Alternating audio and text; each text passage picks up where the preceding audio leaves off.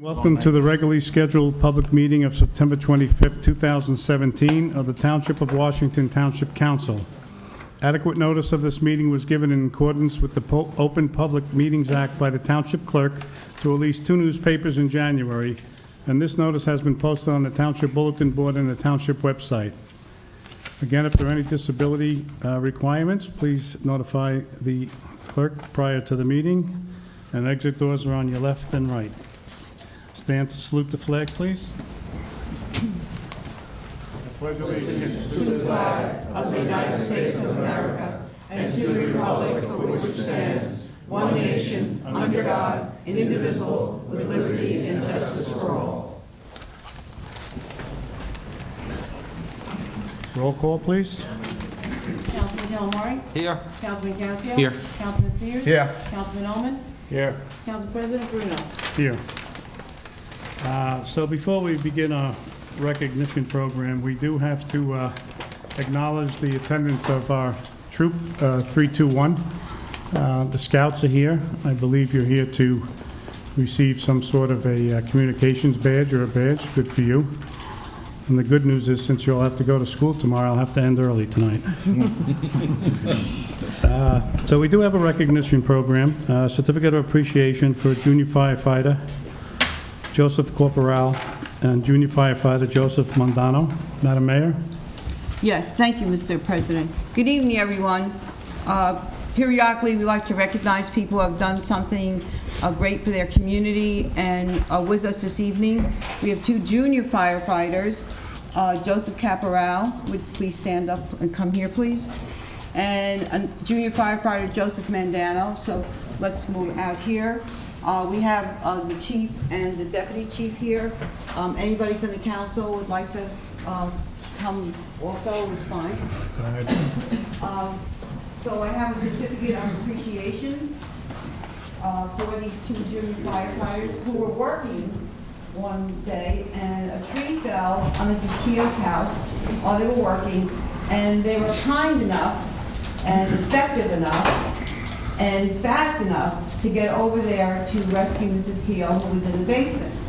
And so I wrote junior firefighter Joseph Mondano, as well as Joseph Caporal, as members of the Township of Washington Fire Department for his quick and effective actions in an emergency situation in which he and junior firefighter Joseph Caporal safely evacuated Ruth Keogh, who was in the basement of her home when the tree fell through the roof of her house, causing significant damage. The volunteer firefighters helped Mrs. Keogh until emergency personnel arrived on the scene, and it's from myself and all the council members. It's also important to point out that the Keogh family was very active in the Township of Washington community years and years ago, and Mr. Keogh was very instrumental in our recreation program. So it was a great thing that you did by rescuing Mrs. Keogh. All right, so I want to take your and I also would like the chief and the deputy chief to say something about these 2 junior firefighters. I was on duty that day, and the tree went through the house, actually took out the entire kitchen, and reset the roof line, I don't know, about 6 inches out of whack. Complete disregard of their own safety. They went into the basement, removed it from the house, brought it across the street to Joe's family's house, and gave aid before the police, CMS, and the fire department showed up on scene. Chief? They love to talk. No, but what they did was everything we asked of every one of our volunteer firemen. They acted bravely, they put themselves at risk. They didn't have to, they could have just stood on the street, but they acted quickly and they took care of business. Everything they wanted to do. So the men of action is fine. So, and congratulations again, and thank you very much. That was very nice of you to do that.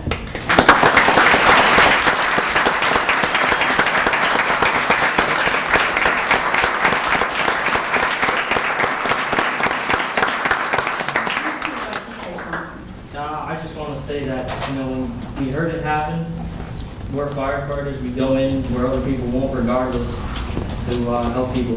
We don't know, and we're okay with not getting recognized for it sometimes. It's what we do. So, thank you. John? Louder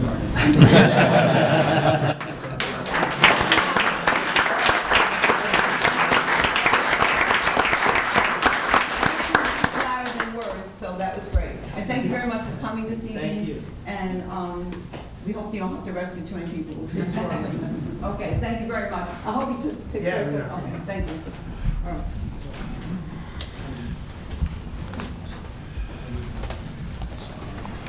Congratulations, gentlemen.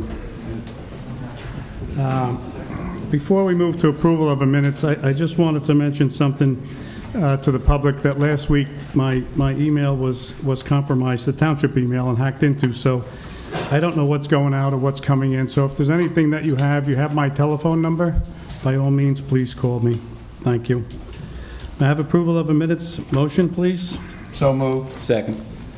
June 12, 2017, regular public meeting minutes. June 12th, conference meeting minutes. Motion? So moved. Second. Councilman Calamari? Yes. Councilman Casio? Yes. Councilman Sears? Yes. Councilman Ullman? Yes. Council President Bruno? Yes. May I have a motion to open public discussion, please? So moved. Second. Councilman Calamari? Yes. Councilman Casio? Yes. Councilman Sears? Yes. Councilman Ullman? Yes. Council President Bruno? Yes. Anybody like to address the council, please?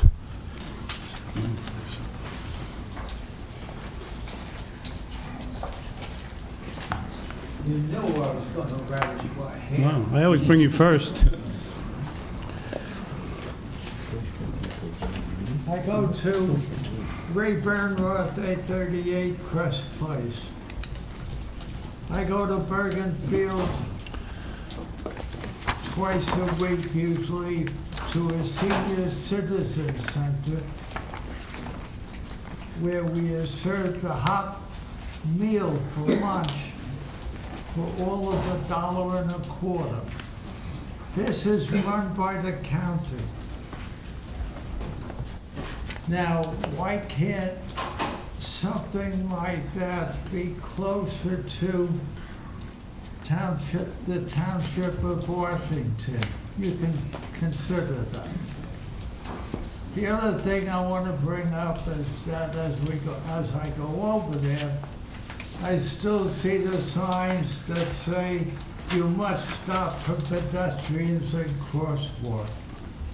It happens in the various towns we go through. They have it in Park Ridge, in Westwood,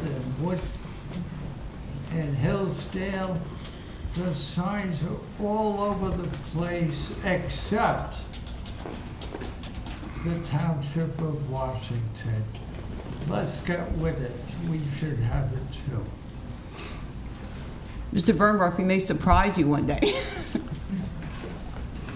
and put them up. On the, can I ask you a question on the lunch that you go to? Is that a senior-sponsored lunch, or what is that? It's a county A sponsor. county-sponsored? So the county comes to the, Bergen County sponsors this. Because Bergen Field is obviously in Bergen County. Bergen County sponsors it. They have a place in Paramus to go to, but that costs $77 a day. But this one, like I said, costs $1.25 a day, and I got a hot dinner for lunch. I come home, I can eat a light supper. And the county's paying for it. Ray, do you have to register for that, or can you just No. show up with I can identification? just show up.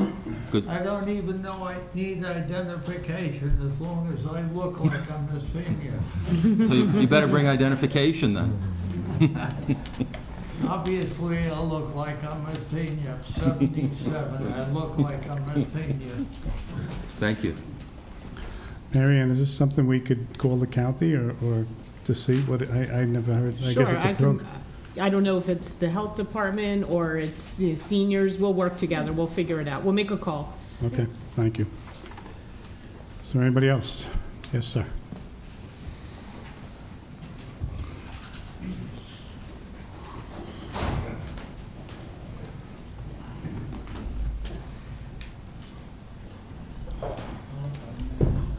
Bill Thompson, 560 Hoover Avenue. Before I begin, let me wish a healthy and prosperous new year to Mr. Poller. I have a question. Actually, I have several questions. But my first question is, why is it that we put no parking signs on Ridgewood Road when the Jewish temple is having their holidays? Why is it that we what? Put no parking signs on Ridgewood Road during the Jewish holidays? I'd have to check with the police department to get that answer. I mean, this isn't the first year. We've been doing it for a long time. Are these temporary? Yes, They're just for the holidays. yeah, just for the holiday. I mean, how many holidays do they have?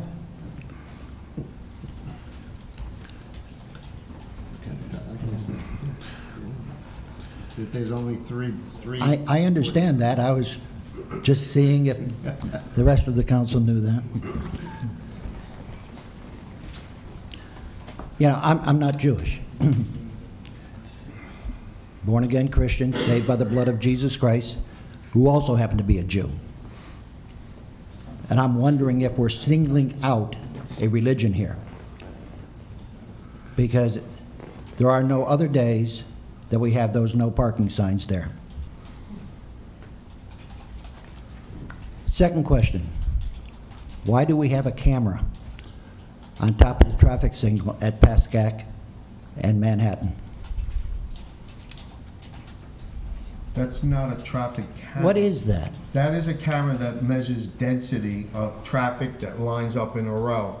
When it reaches a certain point, then the traffic light changes. It's called a density camera. Okay. It's not a video camera that watches. Oh, I feel much better. Yeah. I do, seriously. I couldn't imagine having my picture taken going to Food Town. So. Third question. Actually, it's not a question, it's a statement.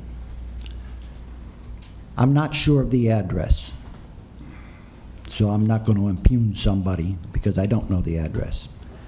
But it is where Edison meets west of Ridgewood Boulevard North. There is a house there on the corner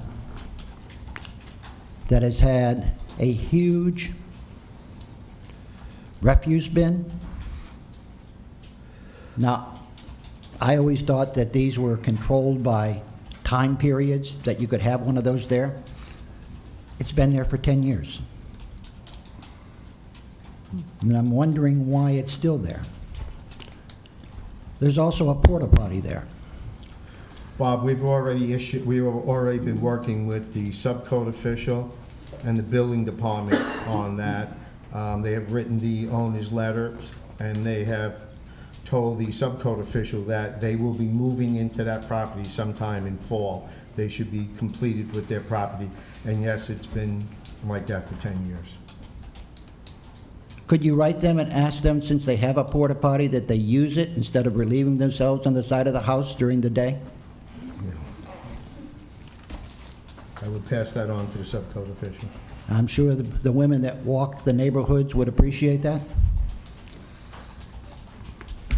That's it, guys. Have a good evening. Thank you. Thank you. Anybody else?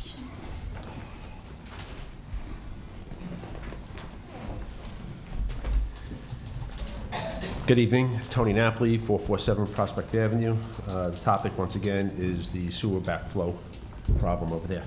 Madam Mayor, thank you. I got the letterhead indicating that the sensor was installed and the test, and I understand each Monday the monitoring company sends you a report. So at any point in time, I can request a report Absolutely. to make sure that, I everything's received one this morning. Okay. Everything was fine. You say that, okay, good. That's good to know. That's good documentation that we have.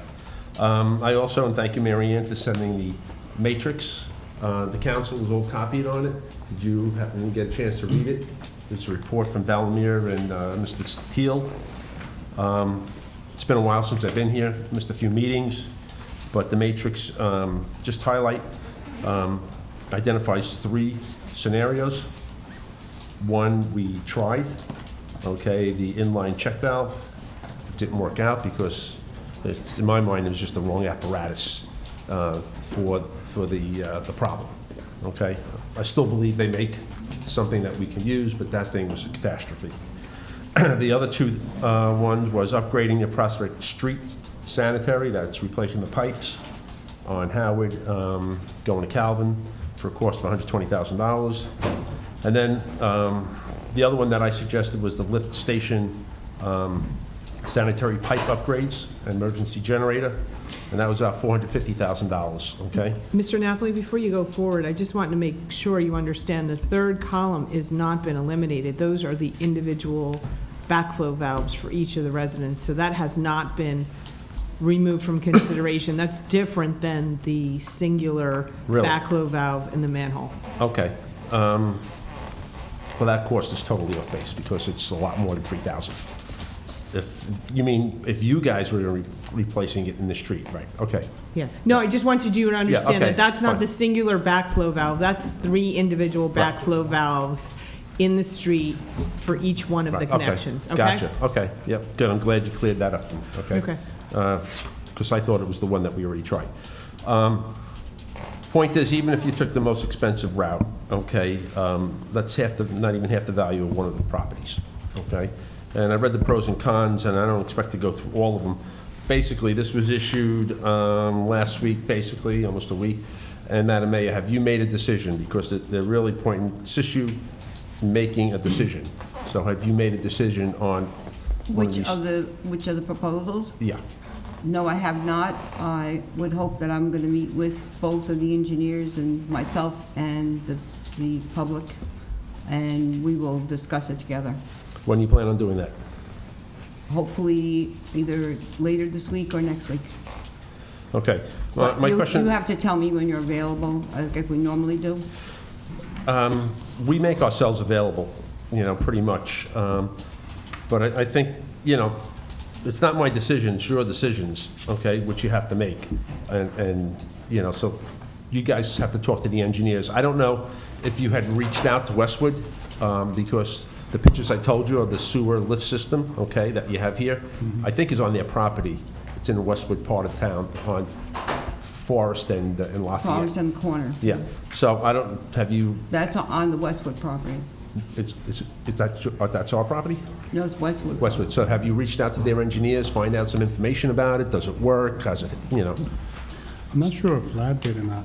Did Vlad talk to them? We'd have to talk to I thought there was a Chris convers- and Vladimir. Yeah, I thought there was a conversation that he might have had with them, but I'm not sure. No?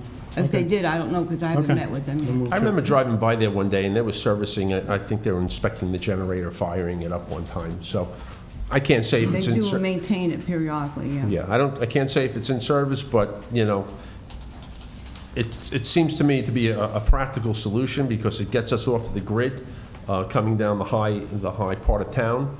And it's on town property over there where it can be installed. And I think, my opinion, I'd say go for it, that's my opinion. So you don't have to wait 2 weeks for me, but the other residents, you'd have to talk to, I don't know. Then, did we ever get, just a whole second opinion of all this from someone outside the township, of the sewer system? I mean, I don't believe there was. I think we went to Vlad. I'm not sure if he spoke to anybody else outside Okay. the other towns. We can check, but I don't think so. do we feel that this is going to be 2007?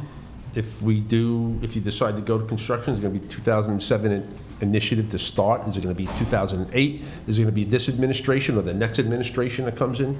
In 2017 or 2018? 2017, yeah, but, yeah, because I know the duration in the matrix for the lift station is 1 year, and the upgrade to Prospect Street is 4 months. So when I see 1 year, in my mind, the street's not going to be unavailable for 1 year. They'll do whatever construction work they need to do in a few weeks, because there will be a disruption to traffic. Yeah, option one takes the longest. But basically, those are my questions. I'm looking for a decision. I think we've come a long way since January, when this first started. We made progress, but, we can't stop the progress. We got to keep on going. We got to resolve this, not only for the people in my cul-de-sac, and we move, there's going to be other people there, okay, that buy houses. And we really need, it's a health issue, once again, it's a financial issue. We all want to retire, and have the value of our homes retained. And I see a lot of work. You guys are making a lot of progress with houses that are vacant, and you're moving forward and helping the neighbors and the residents resolve those problems. And there's water in the streets that are broken, and Suez comes in. You guys are making a lot of progress, but we really need to nail this down and finish this, because this is a priority according to you, Okay, ma'am. we'll be in touch with you for the next meeting, of the group. Okay. You guys have any comments on the literature that was provided to you, the matrix? Not yet. I don't know much about the matrix other than what we saw, so, somebody really has to present to me, what it is they're saying, because, there's a lot to read and a lot to digest, and there's an expense involved, so unless somebody presents to us what it is their findings are, it's difficult to say. I think we pushed ahead to get you the sensors, the clean, we're on top of it, so we'll keep marching forward. Okay. Yeah, there wasn't a lot of detail. It was pretty straightforward what he wrote down here, so it's pretty understandable, We'll have another cleaning at the end of this week. Okay, I appreciate that. All right, well, thanks for all your effort to this point. Thank you. Thank you. Anybody else?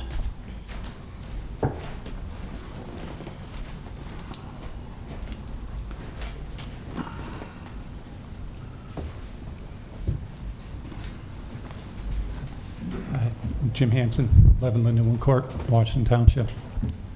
So I had a couple of things. I haven't been here in about a year. And Ray, I've heard you say it for probably 2 years. Those crossing signs are a really great idea. I'm totally agreement. Don't cost a lot of money. It slows people down. I slow down at every time I see them when I'm driving across the county. So Ray, I agree with you a couple years ago. I still agree with you. I'd love to see them in town. I think it'd be a great benefit. The other thing I haven't seen fixed in the last couple of years is Wayne Place. That's the road leading up to Washington School. Pick up and drop off. The fall's coming, the leaves are gonna fall again. And one idea that I've heard from people is, since you've done no parking in other parts of the town, this is the road leading up to the school, why not put no parking on that street too, to alleviate some of the traffic issues? I walk my kids to school, or now my son to school down that street, so do a lot of other people, and it's not safe, especially when the leaves fall and when the snow comes. Correct me if I'm wrong, but aren't at least one side no parking, no standing? If you try to walk down that, there's a white line that's about 2 foot wide. It's impossible to walk down with a stroller. I can't hold my kid's hand and walk side by side, so that's not effective. Are you suggesting no parking on both sides? Yeah, no parking either side.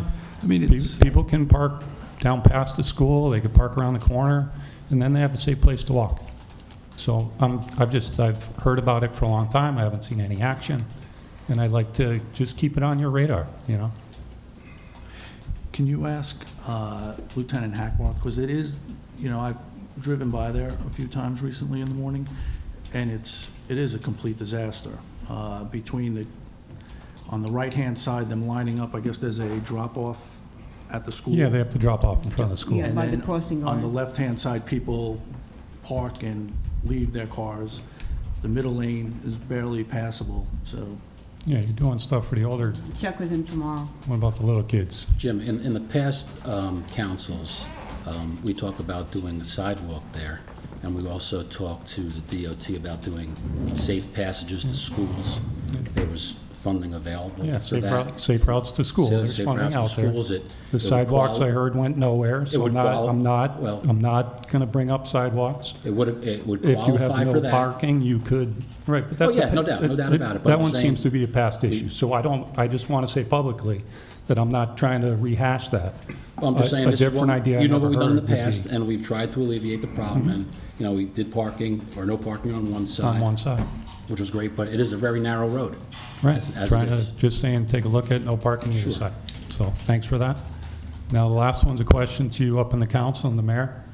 I am on the committee for Memorial Field, and we did issue an interim report.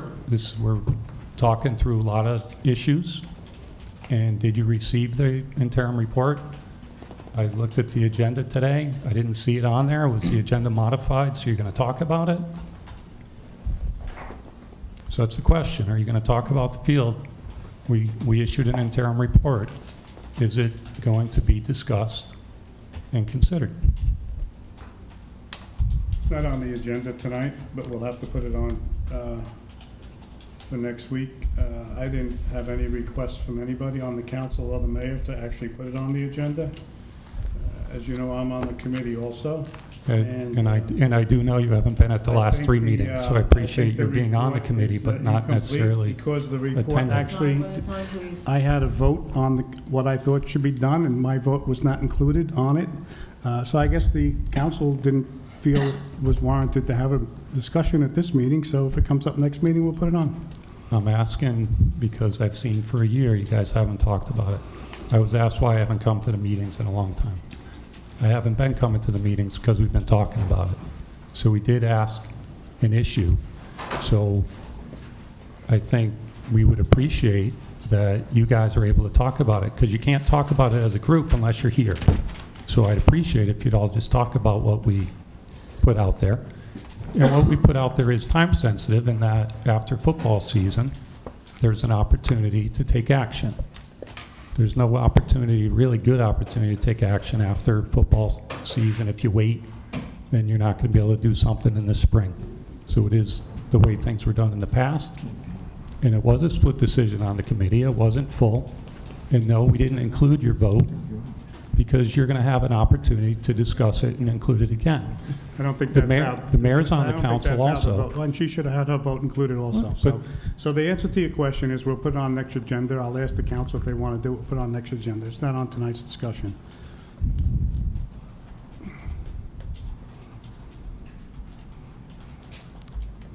I will say, as a parent, it's pretty disappointing that you guys, you in particular, because you set the agenda, and you are part of the committee, and you haven't attended the last three meetings First of and all, listened to don't us. throw disparagements at me. That's first not of all. Second of disparaging. all- I'm saying I'm second of disappointed as a all, member you're that asking. you guys aren't talking about it. You're asking to sod the entire field at the end of November, going into December.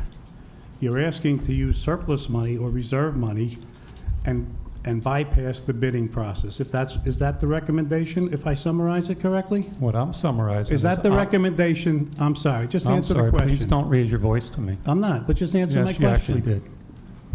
Can What you I'm- answer my question? I don't have it in front of me, Okay. so if the public would like to read it, why don't you post it up on the website so the public knows what's going on? What I'm asking is if you guys received it, and if you're going to review it and discuss it. That's all I've asked. Because there are alternatives you can pursue. Madam You Mayor, could come would you back like and to, say something Well, different. the recommendation, somebody put in the wording that, you know, bypass whatever bidding or put it in.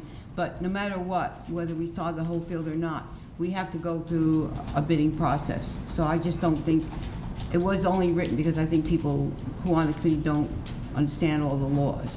But it, you know, we have to do it anyway, it doesn't matter. The people that wrote it aren't the public officials. That's why we put it to you. We're laymen.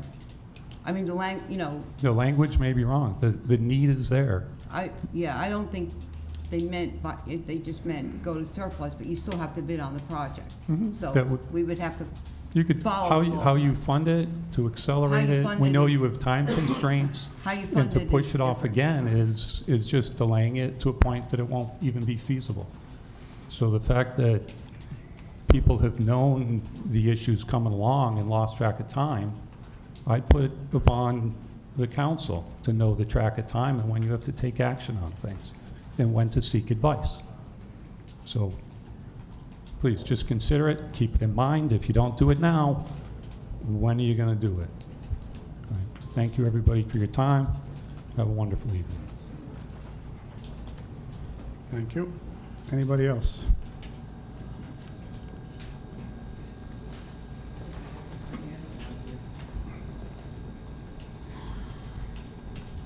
Tony Plantamura, 808 Robinwood Road. I just want to comment to help Mr. Hanson have a history of Washington School with parking on Wayne Place. I was the first class that went through Washington School in 1959. I've said this in the beginning, years ago on this. My friend, me and her were walking home, and her foot was run over by a car in 1959 on Wayne Place because there's been a problem since the school was built.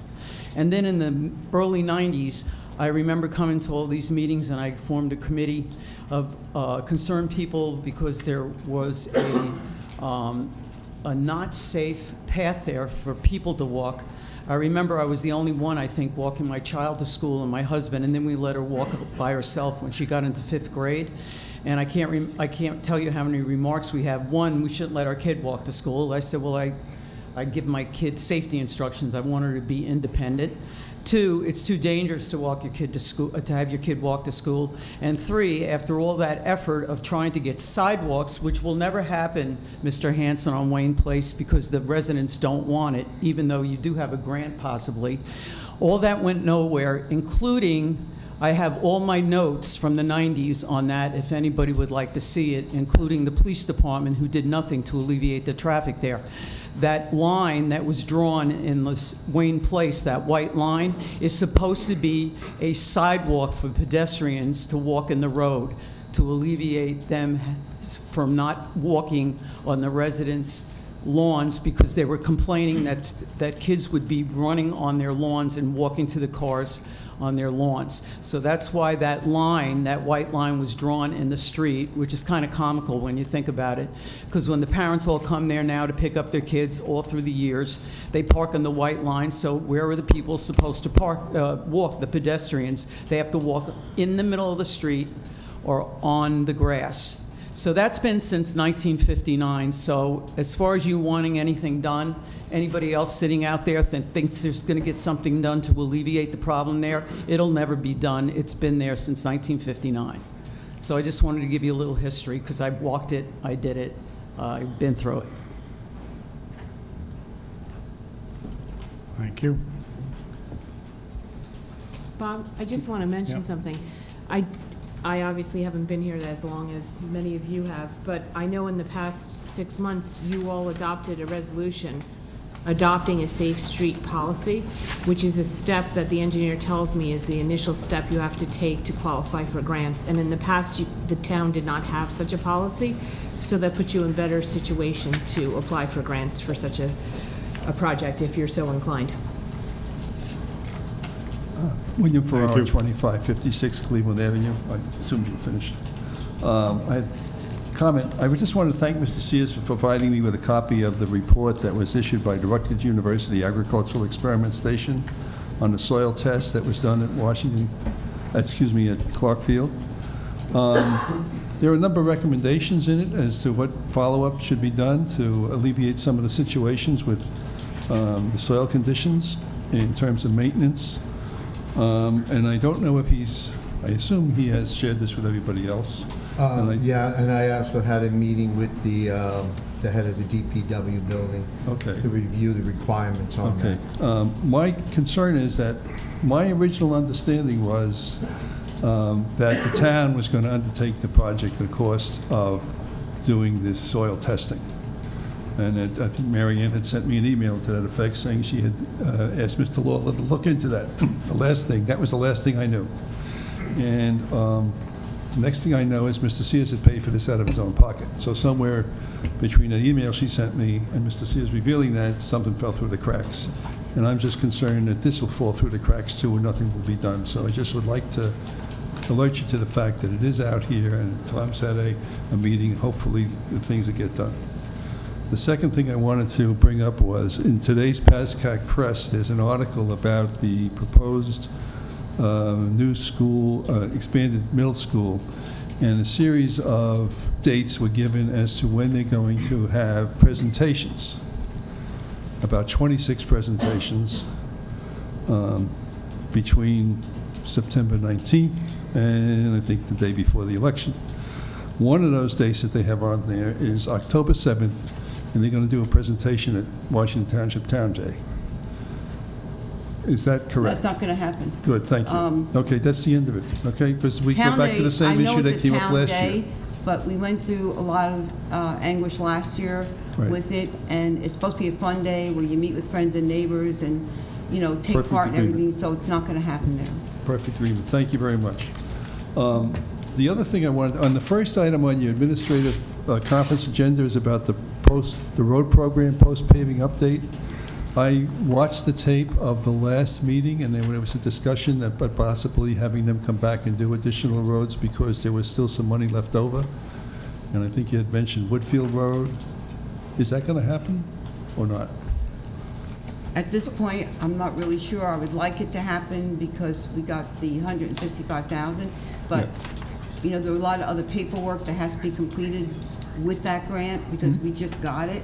So I don't think it's going to happen, although we're trying. Okay, I know one of the streets you mentioned Clinton Avenue, but that was done. That was already done, Yeah. and the engineer, I'm not trying to eat into your time, but that was a mistake when in his email. Okay. Which he corrected with me afterwards. The Whitfield project, unfortunately, cost, the total value of the entire project is more than we're allowed to add under a change order, so it would have to bid separately. So, right now, the timing, even though we're having warm weather, by the time it's bid, it's likely going to be too late. We can't tie it into the The only two streets that I would recommend, if it's not done this year, be done next year, in addition to eventually doing Woodfield Road, would be Willow Street from Cleveland up the hill.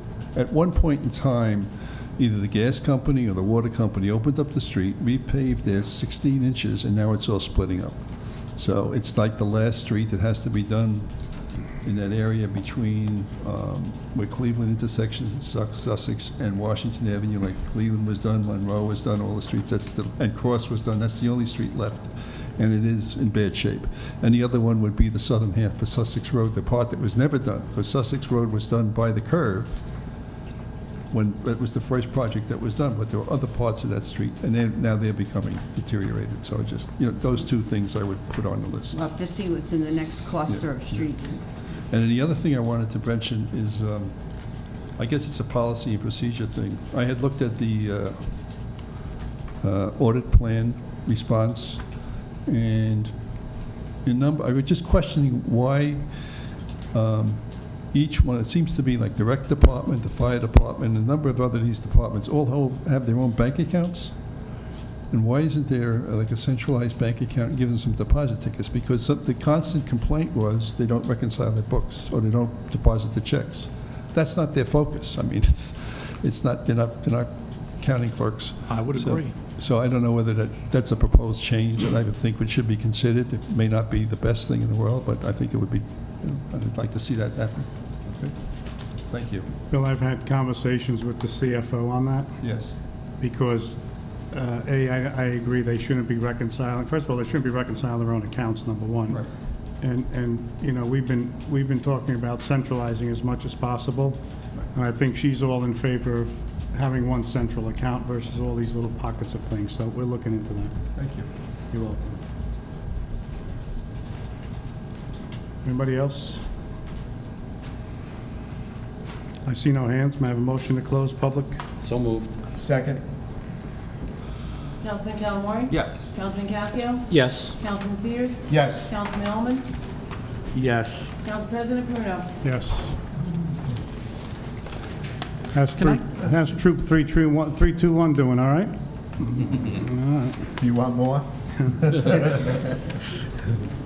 You want something, Mike? You got the best part of the night over. President conference. I don't understand the comments about Town Day and the exclusion of groups that want to participate. It's We'll a, do it in conference. okay. Adoption, second reading, ordinance number 17-18, and ordinance amending 17-10 salary ordinance. Resolution number 17-301, authorized second reading and opening a public hearing for ordinance 17-18. Motion, please? So moved. Second? Councilman Calamari? Yes. Councilman Casio? Yes. Councilman Sears? Yes. Councilman Elman? Yes. Council President Bruno? Yes. Is there anybody that would like to address the council regarding this? I see no hands. Motion to close the public hearing for ordinance 17-18. So moved. Second? Councilman Calamari? Yes. Councilman Casio? Yes. Councilman Sears? Yes. Councilman Ullman? Yes. Council President Bruno? Yes. Motion to adopt number 17-18 at second reading by title. Motion? Motion? Second. Councilman Calamari? Yes. Councilman Casio? Yes. Councilman Sears? Yes. Councilman Ullman? Yes. Council President Bruno? Yes. So, gentlemen, just so you understand, there's a lot of yeses and motions coming up here. So just what we do is we talk about an ordinance, we issue an ordinance, then we open it up to the public to discuss the ordinance. If they have questions, we discuss the ordinance. If not, we close it, and then we finalize the ordinance. So this was a salary ordinance for raises. So that's why you hear us all going back and forth, just so you know. Consent agenda. All the following items have been determined to have unanimous consent of the council and will be enacted in one motion. Should any item require independent consideration, any council member may have such item removed from the consent agenda. Resolution 17-302, Resolution 17-303, Resolution 17-304, Resolution 17-305. Anybody like to pull anything, or we're okay with the total consent agenda? Motion? I have a question. Okay. Council President? Yeah. I would ask we have a separate vote on 17-305, since Mr. Pinky and I both belong to the same VFW post. I will recuse myself. So you want to do it separate? So- Yes, so you please. recreate- And I would, my opinion is that we do not do enough for veterans, and this here definitely shows that the township is strictly behind them. Thank you, Mr. President. Okay. Bob, can I just Yes. ask a question on the change order? Yeah. So, how did they miss this by so much? Do we know? They didn't Okay, I'm miss, sorry. no. Sue tells me we should motion first and then have a discussion. Okay. So let's pull 17-305 off. Let's make a motion on the others. 302, 303, 304. Motion, please. So moved. Second. Okay, thank you. Okay, go ahead, Mike. So it wasn't a miss, Mike, it was that extra work was added. It was more than just the quantities for it wouldn't be asphalt, no, for the cement. It was that the mayor believed it was in the best interest to put handicap or ADA compliant curb cuts at the corner of Ridgewood Boulevard East and Pascack Road. And that involved 3 street corners because, as the engineer said, you cannot lead a handicapped person off into the street and not provide one on the opposite sides of the street. So that was the bulk of the $7,000 related to that. It wasn't the quantities for the cement. Because we had a ramp on the corner of School and Pascack, so it made sense to put it. And there was $50,000 grant, and it came in far under, and with this, we're still under the $50,000 grant. And I'm assuming that's a acceptable increase or change to the, That's our understanding, and we're hoping the county agrees with that. Okay. We believe it is because it is designed to afford access to Memorial Field, which is what the entire purpose of the grant is. okay. Thank you. Are the sidewalks going up School Street also, or just Pascack? No, just on Just Pascack? Pascack Road, yes. Okay, may I have a motion? 17-302, 303, 304. We have a motion, we have a second, so we have a Oh, roll call. sorry. Councilman Calamari? Yes. Councilman Casio? Yes. Councilman Sears? Yes. Councilman Ullman? Yes. Council President Bruno? Yes. Now we have Resolution 17-305, authorized veteran tax exemption. Mr. Sears has recused himself. May I have a motion, please? So moved. Second. Councilman Calamari? Yes. Councilman Casio? Yes. Councilman Sears? Recuse myself from the vote as previously stated. Councilman Ullman? Yes. Council President Bruno? Yes. Okay, we have adjournment from public session to conference session. May I have a motion, please? So moved. Second? Councilman Calamari? Yes. Councilman Casio? Yes. Councilman Sears? Yes. Councilman Ullman? Yes. Council President Bruno? Yes. Okay, first order of business under administration, we have the road program post-paving update. So the last meeting, we had a bunch of numbers that we were throwing out. I received the report. It appears as if we've authorized 896 in total. We spent 770, so there's 126 left to spend? Possibly, yes. Okay, so are we, I know there's Woodfield and there's other roads, are we going to try to get some other roads done while it's still 80 degrees out? Well, what happened was, the engineer believed that the contractor might have a pallet to adding more roads, when they were doing Hillsdale. That's already come and gone. So he does not believe they're likely to come back, but it can't hurt to ask. One of the things that we, the mayor and I have been working with Mr. Steele to do is to add certain ADA curb compliant ramps, one of which is the Amherst Pascack intersection. Where the water leak was? Where the water leak was to be added. And there's still some work to be done on Prospect, a different sewer than, I think, completely unrelated to the backups. It has to get done. So that leaves, it would be less than the 126 to spend, say for sake of argument, it's about 100 grand or more. The Woodfield Road project would be more than that, so that's the problem. Even though you're going to get reimbursed from the DOT, you cannot spend, it's the total value of the contract, that is your barometer, so you can't do that project even though the net to the town is less than what you want to spend. So we can't do a change order to tackle that project. It would have to be a separate bid. If the council was so inclined and the mayor to add another road, and we want to ask Mike Fitzpatrick and Sons if they'll do it, then we can always do that. You have the list of the next roads. I believe you all received the rankings, correct? Along with the map with the line showing what's been paved. Again, if you want to go and see, the next, say, road or two that are the worst rankings, we can do that.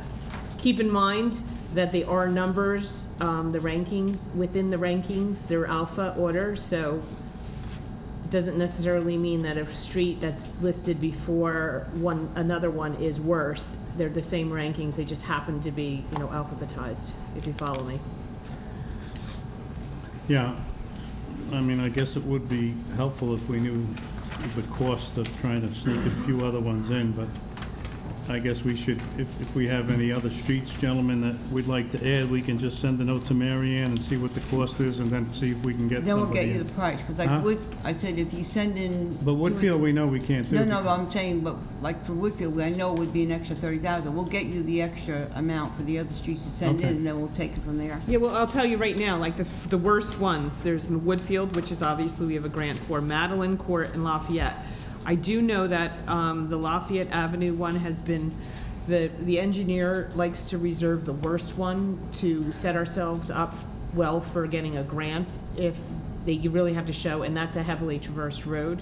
I think in the past, it had been on the list to pave, but Westwood wasn't planning to pave it, and we were gonna try to do it in conjunction, so I would think that would fall off. So Madeline Court would seem like the next most obvious choice. It's the worst rated, and it's not one that's planned to be part of a bigger project. So if that's something that you would be. Yeah, I mean, we've got the three worst streets here. Woodfield, we would exclude, I assume, right? So, Yes. it'd be great to try and sneak them in. So would you like me to ask him for an estimate for Madeline Court and one of the other roads that's 15? That's the road closest to Madeline, and ask him to see if the contractor is interested, would be consider doing a change order for those roads and come back and do them? Well, how about the South Chestnut that Mr. Ferrara talked about? Was that was Willow? Sussex, I'm sorry, Sussex. Willow, I think it was Willow. in Willow? Sussex.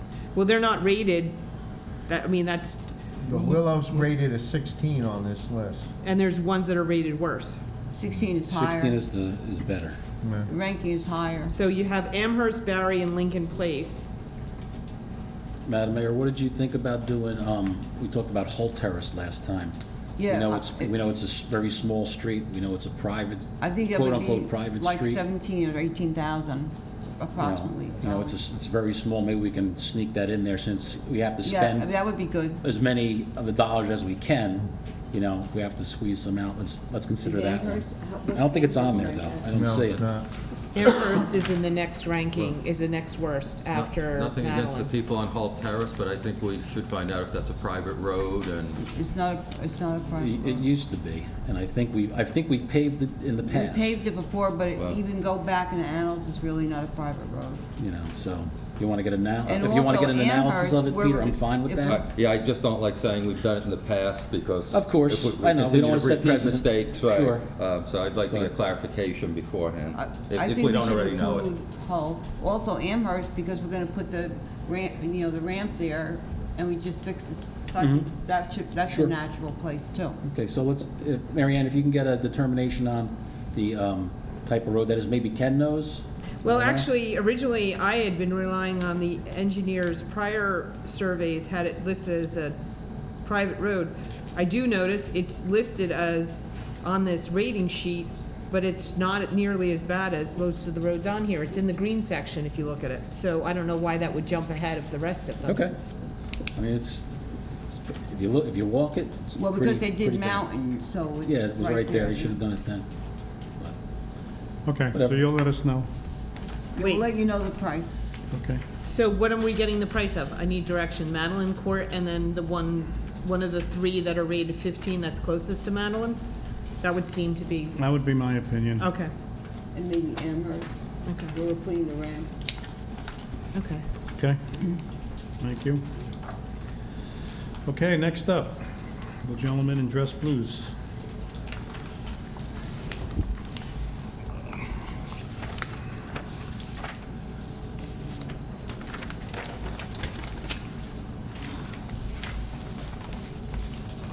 How's everybody doing?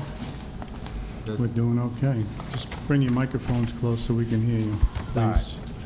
We'll try and make this pretty quick. I'm sorry, name and address. Oh. Fire Chief Adam Ehrenfels, 373 Calvin Street.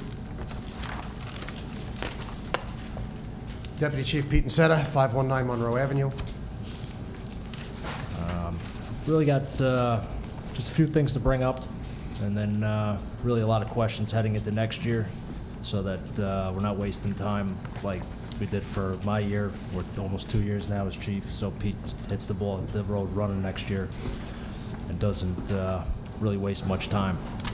I'd like to know where you guys are on firehouse renovations or rebuilding, or where you guys are with that.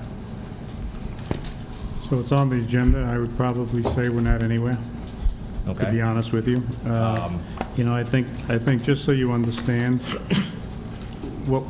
what I would like to do is get somebody in to do a complete infrastructure study regarding the building, the firehouse. It's on the agenda tonight, like I said, the DMF building. So I can honestly say nothing has probably been done as far as I know, and I don't think we've actually gone out to an architect or an engineering firm to say this is what we need, so. Okay. Next, Tower 41. What's going on with that? Are we replacing it or are we fixing it? Which one is that? The tower that's 31 years old, and needs to be, something has to be done with it at some point. This the one you just got fixed? Yeah, I'm but just it trying still to, needs the a ladder, lot. the one that goes Yeah. up?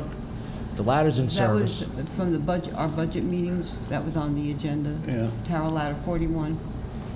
Did it get pushed to next year, 2018, I believe? I think we did, but it was contingent also upon whether or not, where we're gonna put the truck when we get it. I mean, I think, The truck fits just fine in the building. Well, let's back up. We met earlier this year, myself, Pete, you, and Janet. In that meeting, we went over a bunch of things, what's going on for the future, this, that, and the other thing. You guys then had a budget meeting, and you pushed the tower, which really tweaked us up a little bit, but we kind of waited till now to see what you guys were doing with renovations and rebuilding. You turned A couple of you guys turned the tower ladder into a joke that day. A lot of us put a lot of time into putting that together. 6 years myself, Pete, a bunch of us, okay? Now we're in September. Nothing's been done about firehouse renovations. Nobody bothered to read our specs on the tower ladder, okay? Made a joke out of it without reading it, okay? 2 councilmen that day did. And I could use names, but I don't need to. I've said it in other emails. I work very hard for a living, okay? I don't get paid to do this. Neither does Pete. Pete puts in probably 45 to 50 hours a week putting stuff together. I put in a little bit less because I work a lot more hours. It's not fair to us and my guys. I have 55 members, okay? When you guys need something from us, we're there in a heartbeat. When the residents of this town need something from us, we're always there. We only ask for a little bit of give back, and we're not getting it. I've been an officer for a while. I've been on the department for 20 years, and nothing has changed in 20 years. We've always been pushed to the side, and we take it because we think, and it's always next year, next year, next year. Like I said, this was February, now we're in September. There's no answers. Nobody's taken a measurement at the firehouse. Nobody's come in, not an engineer, nobody. The reasons you guys gave for pushing the tower ladder, okay, where you wanted to address the building. And you told us you didn't want to buy a truck that was going to take 10 months to build with no answers on the firehouse. Well, now you just wasted another 10 months, wasted 2 years of my time, because now nothing's been done. This whole year has been a waste of time, okay?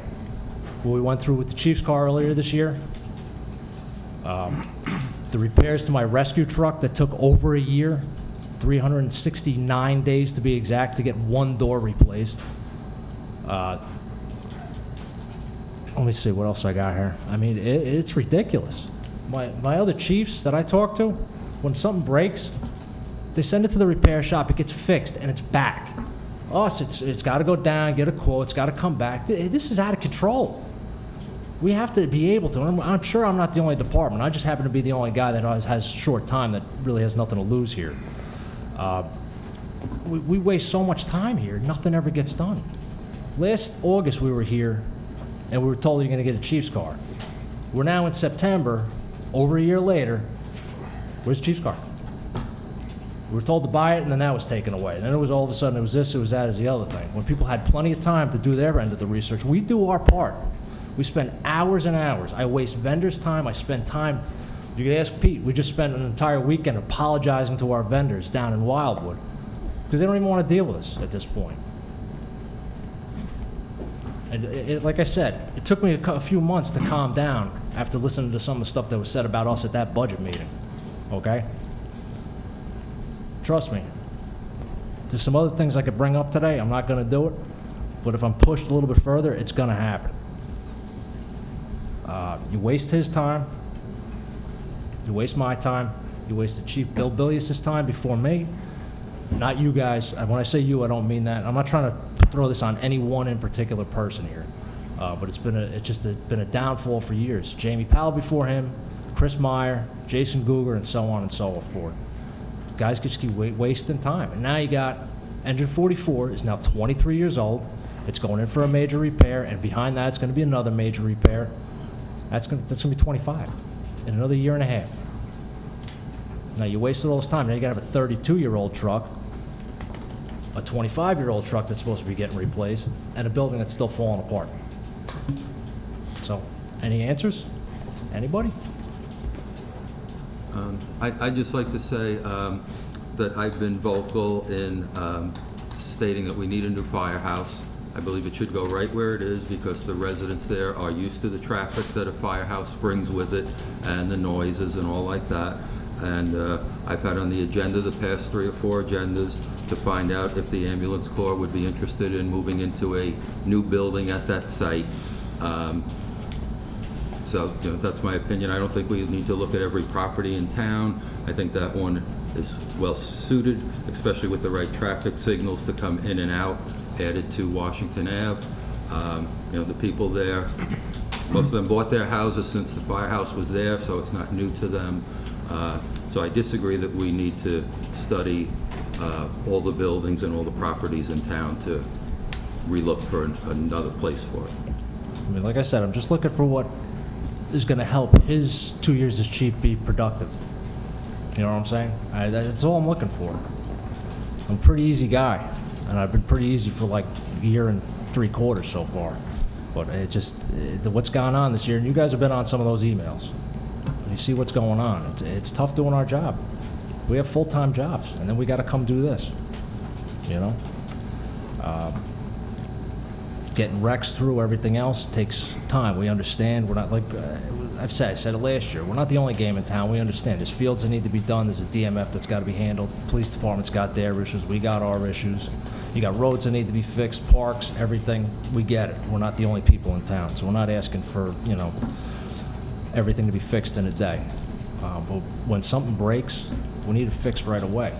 We can't wait 2 and 3 and 4 weeks. I'll put it this way. One of our neighboring towns had a truck break on a Monday, major repair, had it back in service on a Wednesday. If that was us, it would be 2-3 months out of service, easily. Because of all the wasted time, getting extra quotes, this, that, and the other thing. Well, we really don't have much of a quoting problem because half our vendors don't want to deal with us anyway, but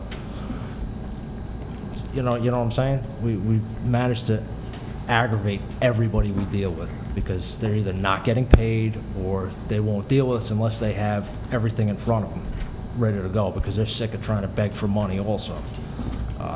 We need these things straightened out, and we have to be able to run our department.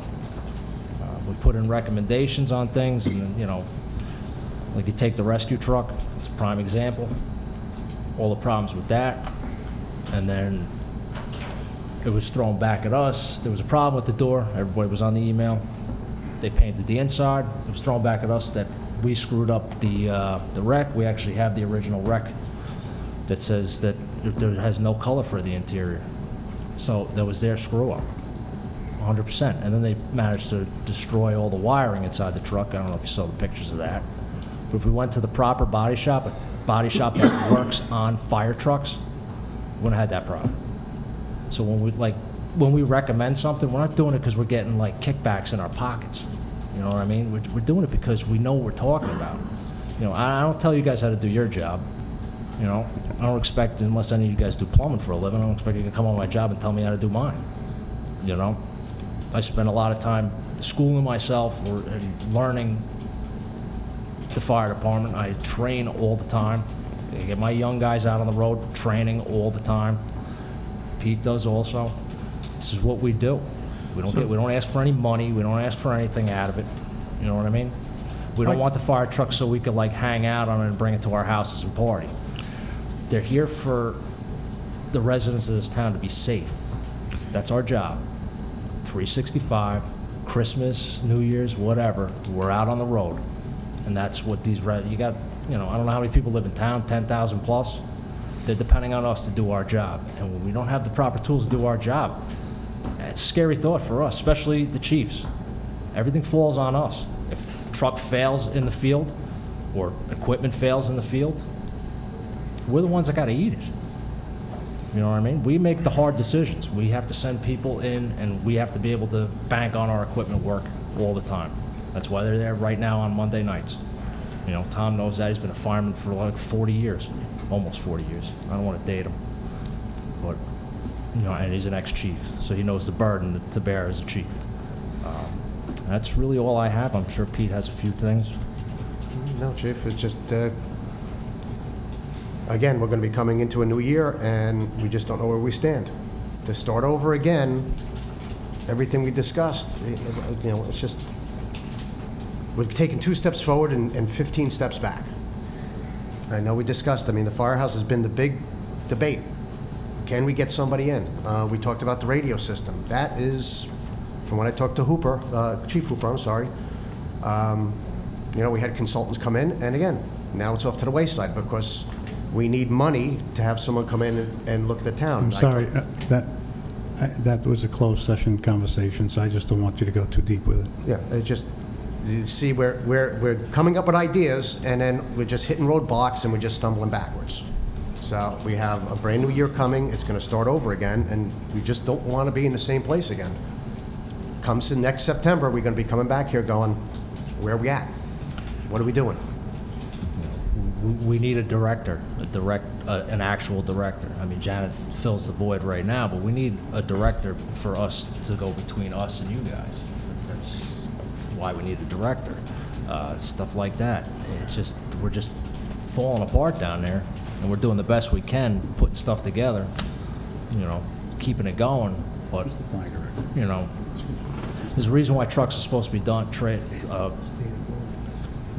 replaced after 25 years. There's reasons for these things. Just like next year, because both years as chief, I put 15 bottles in my capital, so that we didn't have to change 45 bottles next year. And Billy did 1 year 15, so it would have been 15, 15, 15, and then we would have had those 45 set. Then when the 45 went up next year, you were just throwing them out. Now you got to do 45 bottles in one shot. That's a big nut. That's a lot of money.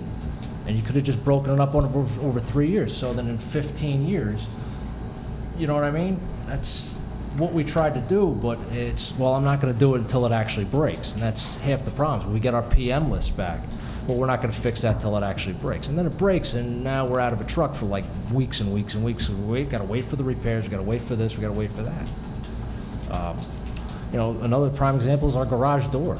And now I can't argue with the fact that you want to just fix the garage door, but they're 30-something years old, and Bergendorf gives us a price to fix it or replace it. And I can understand it only had a 1-year warranty on getting all new stuff. So fine, you don't want to do that? All right, replace it. Well, now the number's going to go up because they can't even find the parts for the door. So I got my guys to temp up that door so it works, but what happens if I can't get it open and I can't get the truck out one night? These are problems. We fix the heat, we fix the electric, we do everything. We don't hand in bills, we just do it. The building's falling apart, and we need things to move forward. I probably put in between myself and the plumbers. I think a lot of what's happened in the firehouse and the rest of the town is something that's not acute, but it's chronic. I mean, I know you say in the last year and a half nothing's been done, but, you know, we have only so much power, as you know, to get things done. You've all been on the chain of emails. We've all been pushing to get things done.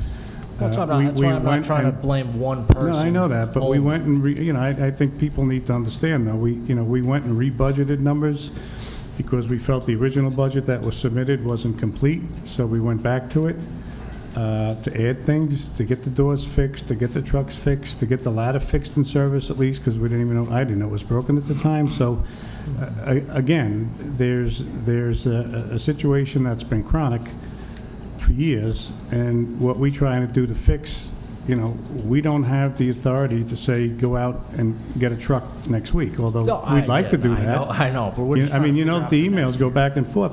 We don't have the authority to do that. I'm told there's a bidding process. It has to go through whatever it is, and, you know, Mary Ann's been involved in that, so, I agree. I mean, to take 5 months to get a truck is absurd. We're just trying to get everybody on the same page, so that next year, when you guys have your budget meetings, you know what's going on. I mean, you gotta figure out if you're not gonna fix the tower or replace the tower going into next year, okay? You have to fix it. It has to be fixed. It has to work 100%. We've been told for 6 years it's going to get replaced. So we're not going to fix it. We're not going to fix it. Well, now we had to fix it because if we didn't, we would have had a catastrophic failure. Okay? That's one part of the truck. There's another $80,000 in work that needs to be done to that truck that's been pushed off for years. We need to know if this is going to happen or not. If you're not going to replace a truck, you got to have it work. Because if it fails out in the street, that falls on us. See that? I'm taking it out of service. You know what I'm saying? I'm not asking for an answer right this second. No, but I think you're saying we need $80,000 worth of work on a truck. I mean, that's an approximate number. It could be $80,000 so 5 years ago. Let's say it's $100,000 worth of repairs to a truck, which I don't know. Huh? Which should have been replaced 5 years ago. Should have. I know. I said it's chronic. It's not acute. I know. It's everything. So if there's $100,000 worth of repairs on the truck, I mean, again, I know we had to get the ladder fixed. My understanding is that was a big part of it, and that's why you couldn't use it. I don't know what the other, let's say $100,000 is. I got a river running out of my firehouse. I'm because just all the saying, water I leaks. don't know what the other I'm just telling you what it 100,000 is. So, you know, again, do you know, Mary Ann, what $180,000 on this truck is, or Janet? This started before she was the administrator. I don't know. Okay, so I mean, there's $80,000 worth of repairs. Yeah. I Well, couldn't- basically, all the plumbing on the truck needs to be redone. It's all leaking all over the place. Okay, so is this something that you submitted to us and we just didn't? Years It was ago. an oversight? Years ago, but it was pushed because the truck was supposed to get replaced. Can you resubmit it? I can. I have to get new numbers. That's fine. Well, Yeah. just submit what needs to be done, and we'll look at the numbers. Okay. Thank you. Yeah. We're making progress. Can I just ask, I know we have to follow a bidding process. If the fire department does not view a vendor as being a responsible vendor, can we not go to them? Can we go to the next person online even though they're higher? I have to confer with Ken on that. It depends on, there's certain criteria under the statute. I mean, I would think, given what happened most recently, that other vendor is out of the running. As far as other things go, for instance, with the Tahoe, you know, routinely, vendors will tell me all the time their state contract. We've had 3 instances in the last week that we're told for a truck for the DMF, oh, it's state contract. It's a $64,000 price tag. When we look at it, my assistant and I, 40 grand of it's a state contract, the 24 isn't. So you can't, that takes you out of the running. You can't just say not everything is under a state contract. Unfortunately, same thing happened with the turnout gear for the fire department. They tell my assistant, in 40 years, no one's ever questioned this. She's doing her job. You know, so it's unfortunate. It happens to other departments all the time. It's happening to me, myself right now. We're trying to get computers for the staff. Somebody says it's under state contract, we have to get in, and then something else in part of the project is outside of the contract, over the quote threshold, I have to get another one. It's not apples to apples. It's now delayed and all the research. So I know it's frustrating to everybody. I don't enjoy it, but I'm just doing my job so we don't get written up for audit comments and lose, you know, funding from the state. But to answer your question, Michael, I think there are ways that you can eliminate vendors that are not responsible, but you cannot not get your quotes or your bids. I think it's only when they come in that they possibly can be eliminated. Ken, do you have anything to add to that? I think that's accurate. So in terms of turnout gear, so I understand that we're having issues with the computers and, you know, we may have issues with supplies and other things like that. You know, to me, this is an emergency service, and they have a need for this type of equipment to provide that emergency service.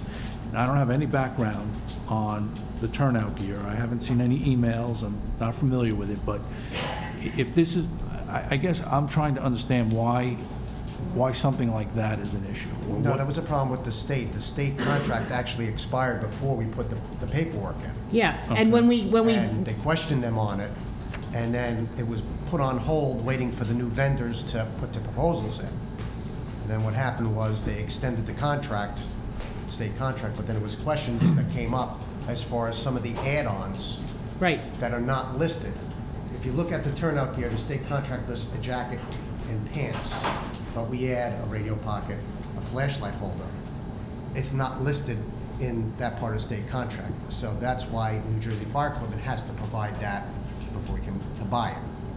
So that was the snag we got there. So we're just waiting for paperwork to come in. Yeah, no, so just so you understand that, we need the vendor to break out the pricing as to what is the base and what is the add-on, and when you look at the add-ons, you have to see if you reach the threshold where you have to get a second quote. Hopefully, we won't, and that's the ideal, but we have to justify, when the auditors come in, they look at this, they say, okay, you spent over this amount, you say it's a state contract, was it a state contract? You know, these are all things we have to do, and it's just part of the job. And when you're, the whole goal of all of this is the laws are intended to protect the taxpayers' dollars, so that Certainly. you're spending the money prudently. And there are, in fact, as I recently learned from I forget one of the vendors, they said, you know, it's a state contract, but there's really no bidding. It's basically, some contracts, they just get awarded because no one else responds to them. So not every state contract is always the best price. But we don't always, you know, go there unless we have reason to believe that the state contract price is just grossly high. But there's a lot. I mean, believe me, I'm going into my third purchasing class on this, and I still haven't, you know, touched on everything. Bob, maybe Ken can give us an interpretation. If we have an emergency vehicle that is broken, and the key word here is emergency vehicle, do we have to go out for 3 bids to get this thing fixed, or is there a way where we can expedite getting this emergency vehicle fixed without going through the 3-bid process? Well, it's not 3 bids. Well, first of all, from what I heard, when you say an emergency, it's one thing to say an emergency, but what I heard was that this has been going on for quite some time and it's been deferred. I think what So- Tom's talking yeah. about is when, like, one of my trucks breaks, Right. like flat tire, you know, engine goes, something, anything stupid like that, you know, what he's saying is if I can get it repaired quicker. Okay, well, I would think that there's a procedure where you could do an emergency, but that's not the same as what I've been hearing about the big truck like that's been deferred for 6 years and not wanting to make the repair because you would either replace the truck or do something with the building or something like that. So you can't just say it's an emergency because you've been planning on it. It's been something that's been there. So, you know, Mary Ann's right. She's got to follow her bidding situation, and that's what planning's all about. Like you're saying, it's been 6 years you've been talking about this truck? For the tower ladder, yeah. I'm that's just throwing one. that as an That's example. Well, one let thing. give you an example. Say engine 44, the water pipe between the tank and the pump rotted out. Now, basically, that water tank is useless to us, and we need to get it out to be repaired. Do we have to go through the 3-bid process to fix that water pipe, or is there a way of expediting getting that water pipe fixed without going through a long 3-bid process? Just, if I might, and Ken, you Yeah, can yeah, supplement yeah. if you don't. It's not 3 bids. The way it works is if it's over $40,000, you go out to bids, and it's as many people as respond to the bids. That's when you advertise in the newspaper. I think what you're referring to is the quote. If it's over $6,000 for that particular expense, or $6,000 that you've spent with that vendor up to that point where the quotes have not been obtained for other purchases, then you have to get at least one other quote. So you have to have two quotes. And then you compare them in price and all other factors, and you figure out what the better thing to do. However, if you have either a state contract, you're in a co-op, you have a deal with the county, another municipality, those take you outside of the bidding quoting laws. You can basically spend $80,000 if you're going to get it fixed with the county or with Paramus or with another municipality or someone you have a cooperative deal with. It's only when you're dealing with a private vendor that you have to, that does not have a contract with the state or a national cooperative. Now, going forward with the fire trucks, one of the things I was looking at is because the person who teaches my purchasing class happens to be the administrator in Wyckoff, is also a member of his fire department, has taught us about how there's national cooperatives for purchasing fire trucks, and he shared some documentation with me as to how to do that and streamline it without having to go out to bid and extending out the process.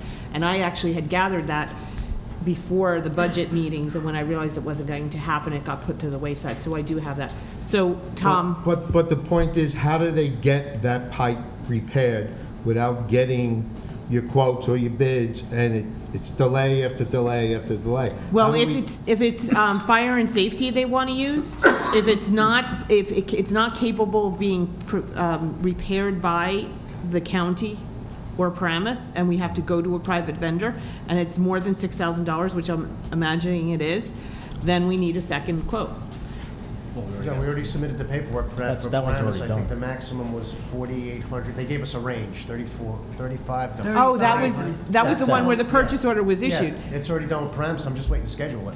Okay. I'm waiting on I, that. I did receive a call today that they had some concerns because the mayor wanted to do it for the lower amount of the, so we'll talk about that and we'll work it out. Yeah, that's already But there taken is a care of, purchase order. I didn't realize that was the one that was the Yeah, subject of a that's- purchase order. That was already taken care of, it's just a matter of waiting on Well, Paramus. this was just an example so we Yeah. find out what kind of procedure that can be used to expedite these repairs.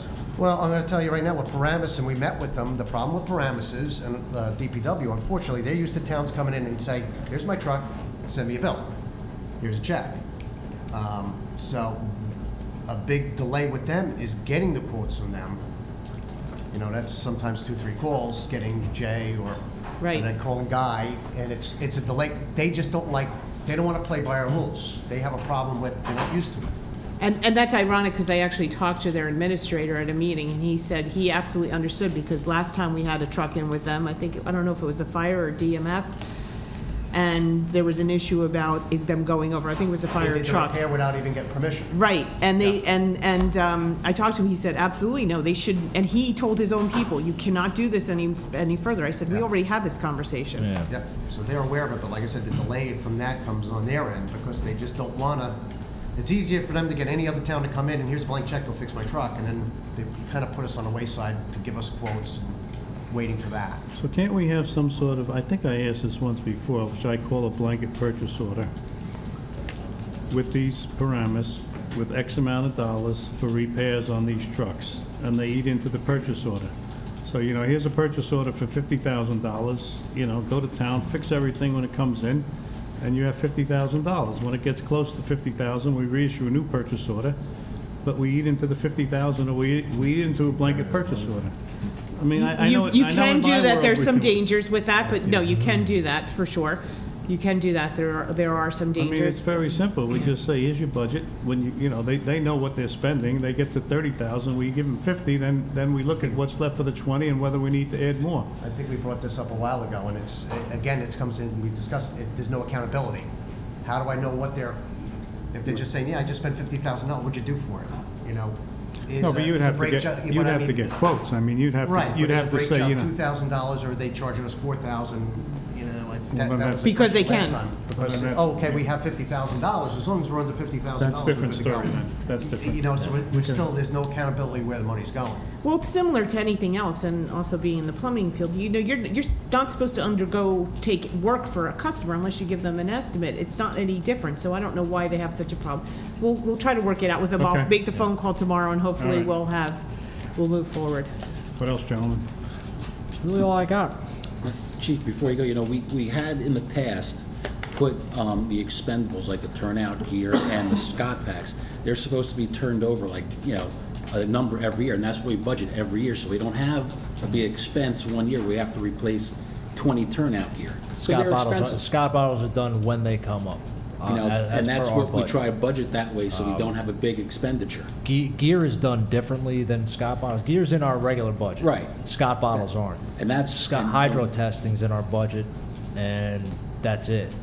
Well, that's something that filling. we've talked about in the past where we have to budget it, so even if we don't expend those, we have the money there for future things. Because we can't go into next year's budget, the previous year, you gotta wait 2 years. It can be in a dedicated account for that particular item. Yeah. So, you know, coming 2020, we don't have a $100,000 bill for Scott packs. It'll Yeah. be there, budgeted. And that's the way we try and do the budget. The money's in the budget. Again, we only put numbers in the budget. The administration has to spend the budget for your equipment.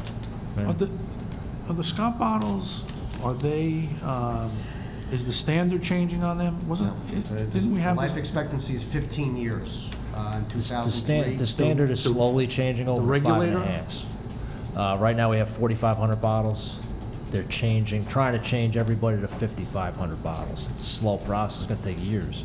So for right now, because we're all set up for 4,500, all of our mutual aid's 4,500, you stay with that until they force it on you, basically, at this point. Because we don't want to change over yet, because we use Emerson for air, we use Paramus for air, Woodcliff Lake for air.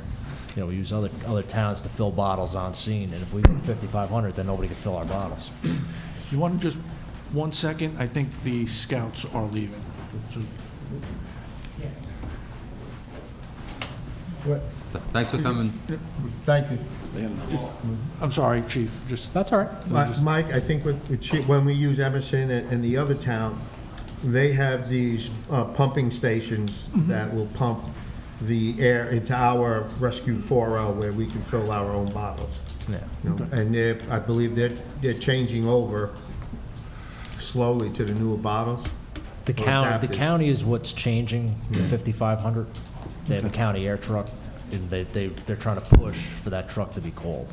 So they're switching half of theirs, I believe, over to 5,500 by the end of this year or next year at some point.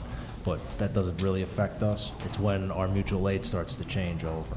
It's almost like the hose we bought this year. We changed over to 5-inch because our entire mutual aid was at 5-inch, and we have to be able to relay pump for certain major situations. We have to take from long distances and pump.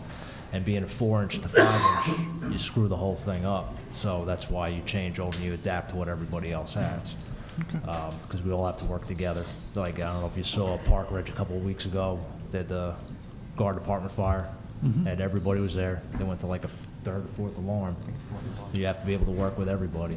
And, you know, everybody's got to kind of have the same tools. Everybody's got to have the same stuff because the closer trucks, everybody's got to have what everybody's used to working with. And that's really how we work within our mutual aid. You know, that's how things are done. Can I ask you, on that note, is the hoses, I think I saw one recent add-on, but virtually everything else you've received, and it's satisfactory? Just about done with Yes, that, everything's in. We just added one cap. Yes, we just Yeah. processed that, so. One cap to try and keep the water in the truck. And that should be just about the end of that. And your purchase orders for your preventive maintenance will be in your box tomorrow morning. They were converted tonight, they just weren't printed out yet. Okay, cool, thank you. That's all we got, if anybody's got any questions. Yeah, Chief, just a couple real quick questions, because I'm tired of hearing about this door on this one truck. Is it the rescue truck? Yes. And is that truck keep bouncing in and out of service because of this door, or is it out of service until this door gets fixed once and for all? As of Friday night, we were 100% back in service. Okay. With that truck. Door's fixed, everybody's happy.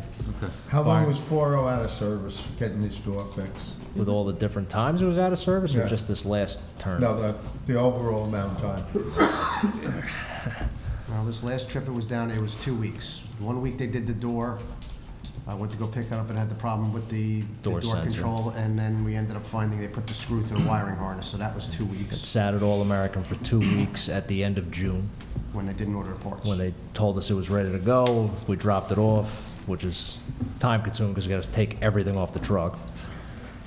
We got it down there and it sat for 2 weeks, and one of our members just happens to work right there. He kept driving by, not seeing anything happening, so another member shot in there just to see what was up, and they didn't even know it was there. And then they said, oh, well, we didn't even order the parts yet. So we ended up taking the truck back, so there was no reason for it to sit there, put it back in service, and then it was about 75 days it took before the parts finally came in, and now we're And finally this is where it's just a got to go. door on the side of the truck that Yes. the equipment is behind?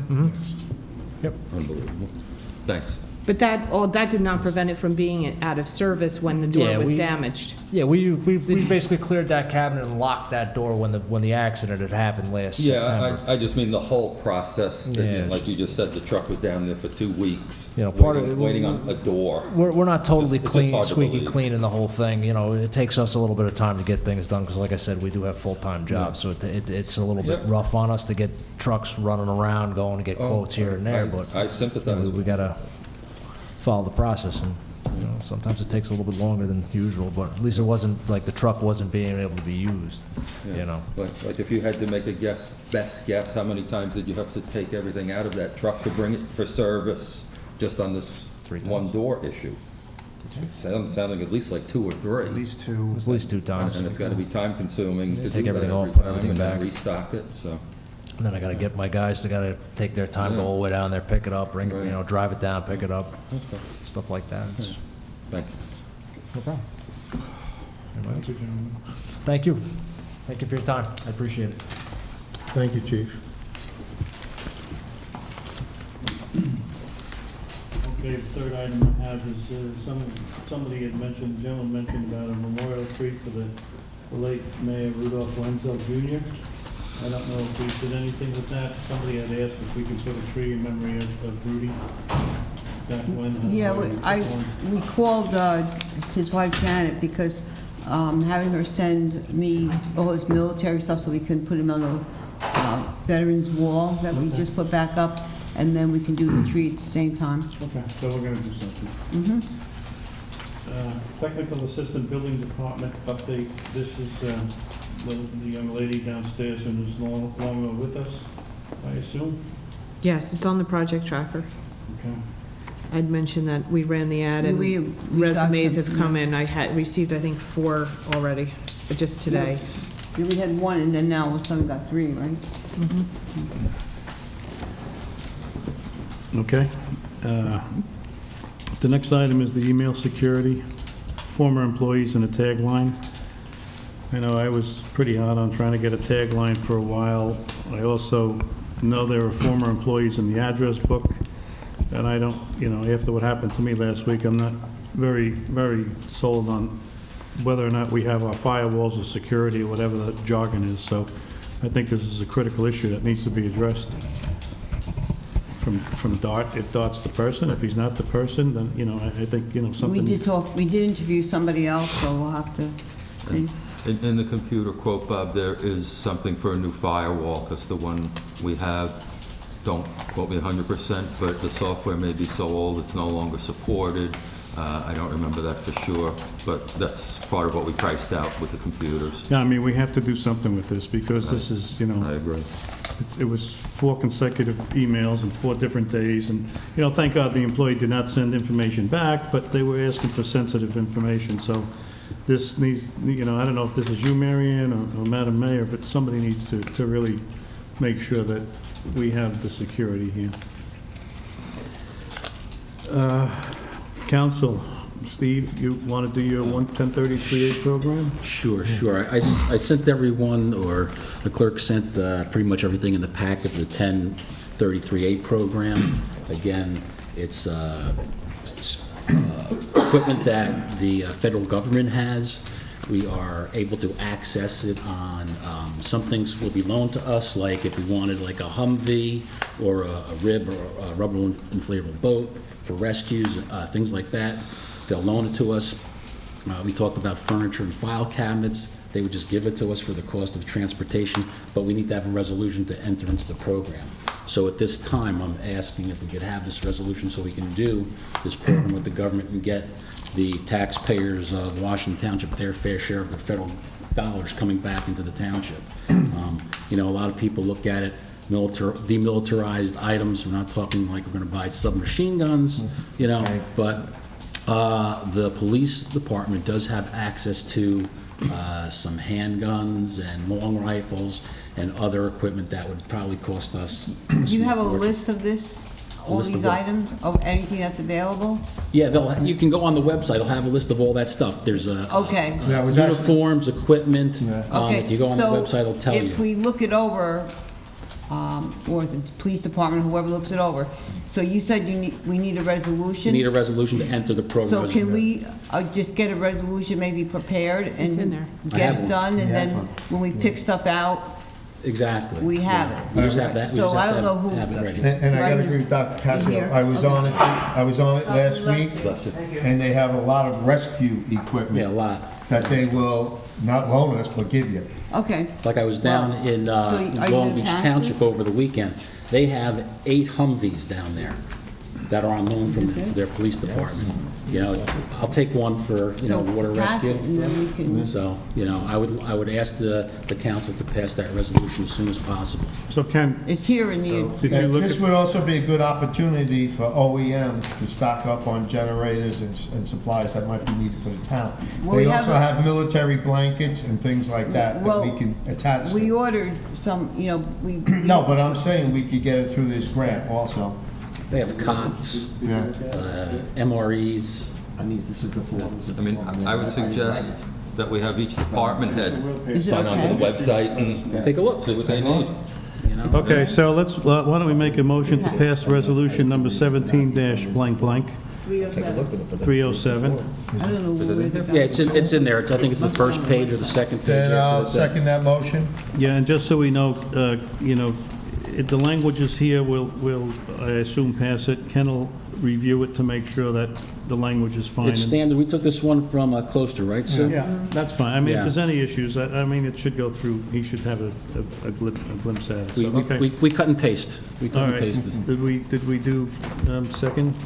Mr. Sears second, I believe. All right. Sue? So, we'll go with Councilman Calhoun, Yes. Councilman Casio. Yes. Councilman Sears. Yes. Councilman Ullman, Yes. Council President Bruno. Yes. Thank you. Welcome. Thank you, Steve. No problem. Relocation of ambulance to firehouse location and DMF building. Peter? I think, Janet, you're going to try and find out from the ambulance if they are interested in co-locating with the fire department? They're not. They're not interested. Okay. Do they So, all say, right, so move on to the next one. do they give a reason? Well, I don't know, some of them have indicated to me that it won't work. They tried it years ago or something, and they would rather get... Must be a lot of years ago. I'm just... No, they just parked their ambulance in one of our, we gave one of our bays up, something was going on in their headquarters, but they would have their own section. I'm just repeating No. what I said. Okay. And No, that's fine. I think they would prefer, if they were gonna move, to be on Pascack Road. Okay, that's what I've heard, okay? And that's, but you just asked me, and I'm just telling you what, Thank you. I'd be glad to check it out further. If they said no, they said no. Okay. Number 3, best practices, 2017-18, inventory certified and submitted. Where'd this one come from? Is you, Marianne? Sue and I, there is a requirement, it's in your packet. Best practices was issued, I think, in August. Yep. It was sent to Sue. It's funny how this works. So it was sent to the clerk and the CFO, yet the administrator and the CFO were responsible for completing it. They've narrowed down the questions this year. There's now 25. It was 50 a few years ago, and then it was 30. I promptly did it. It was actually, because I've done it so often, I went right through it. I knew a lot of them were repeats from last year. Then forwarded it to Ashley, who in turn gave it to Sue, because there are some areas that Sue has to do, and Sue has to certify that it's been, it will be discussed at a council meeting listed on the agenda, which is what we're doing tonight, because the council doesn't participate in the preparation of it, but they want to make sure that you're aware of the results. We had 21 out of 25 that were either yes or not applicable, so we are in no danger of losing any state aid. Yay! So I know last year when I read this, there were some, I don't know if it's still here or not, but there were some comments on, What's that? there were some financial comments on audit It's findings not in there. Yeah, that one we had to answer no just had to. make- Or did we have and any reconciliations and stuff. repeat, do we have repeat comments from 2015 that were uncleared, and yes? Email to her, so she's Okay, gonna so we're good with all that? Well, we answered it that we computer had savvy. no, but hopefully next year we'll be answering yes, that they've all been cleared.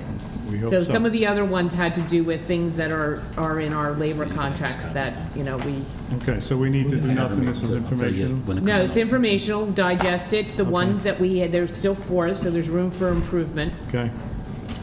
Yep, Okay? yep.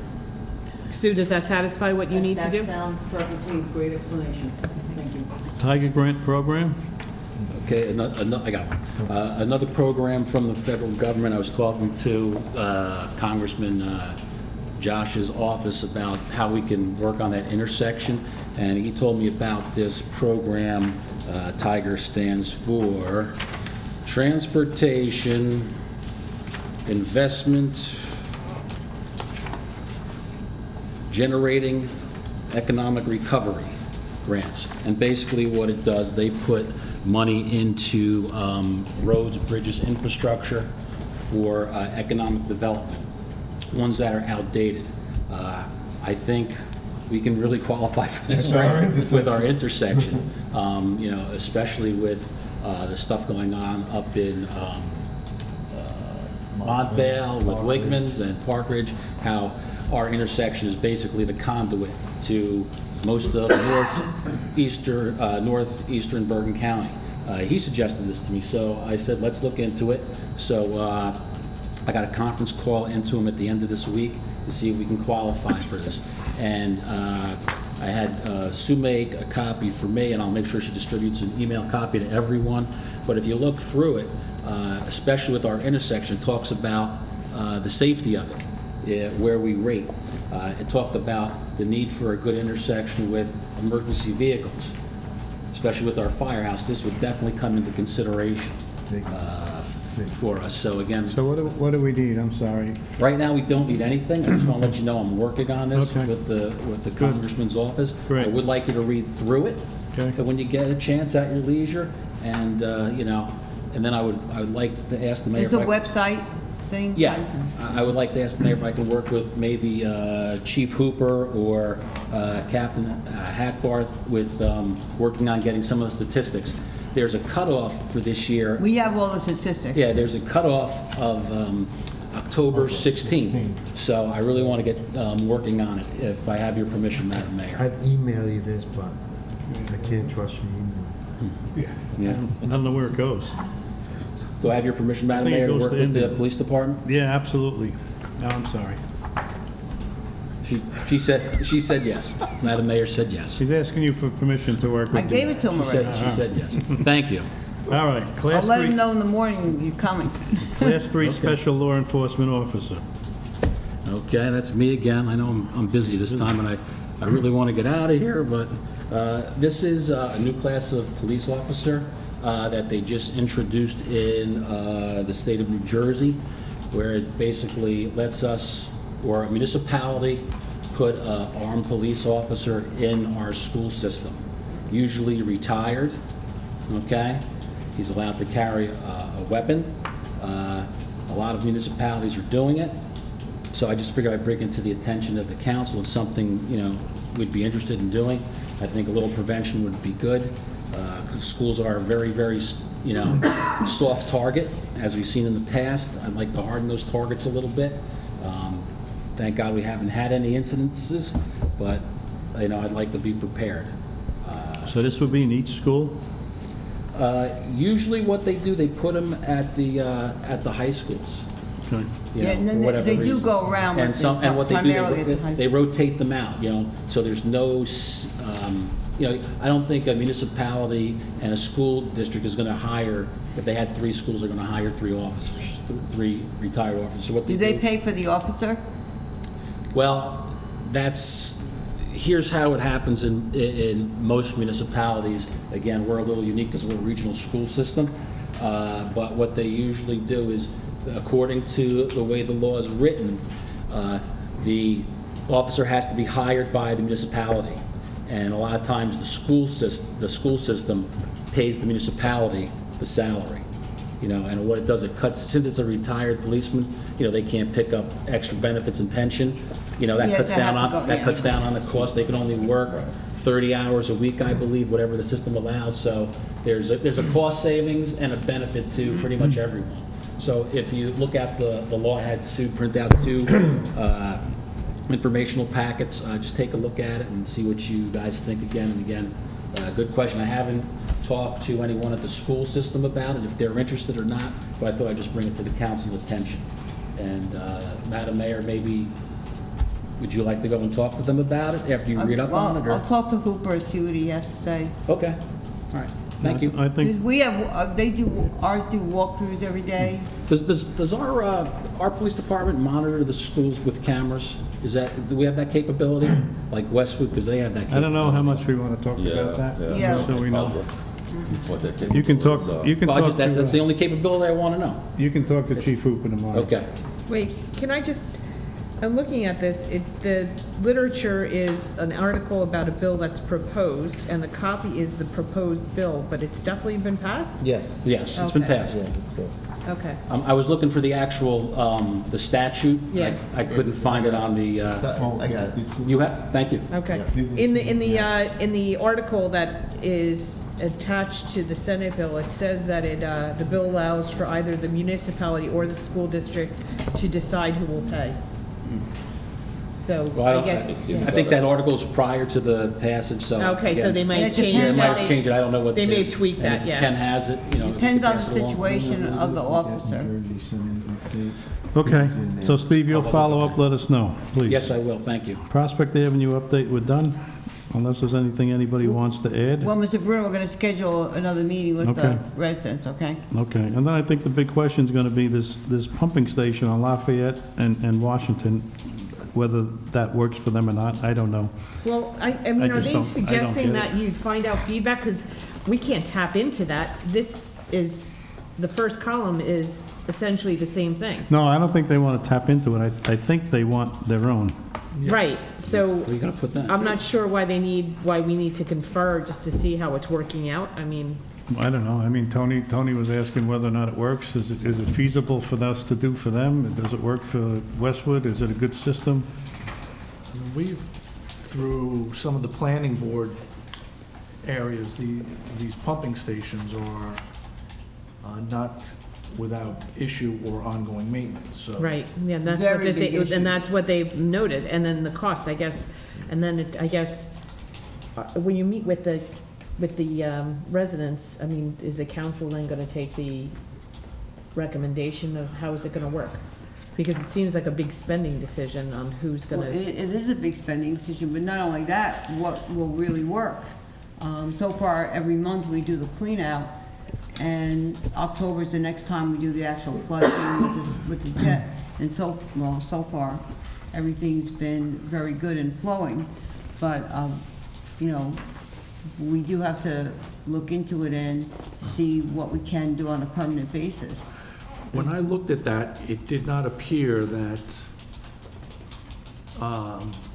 either the engineer or the director was making a recommendation. They simply were laying out. They were laying out the options. scenarios, options, pricing them out, basically, and for us to read and go through. and one of the things when the first version that was provided to myself and the mayor didn't go through all the analyses as I would like, and I said, I anticipate these types of questions, can you please enhance it? So it was further developed.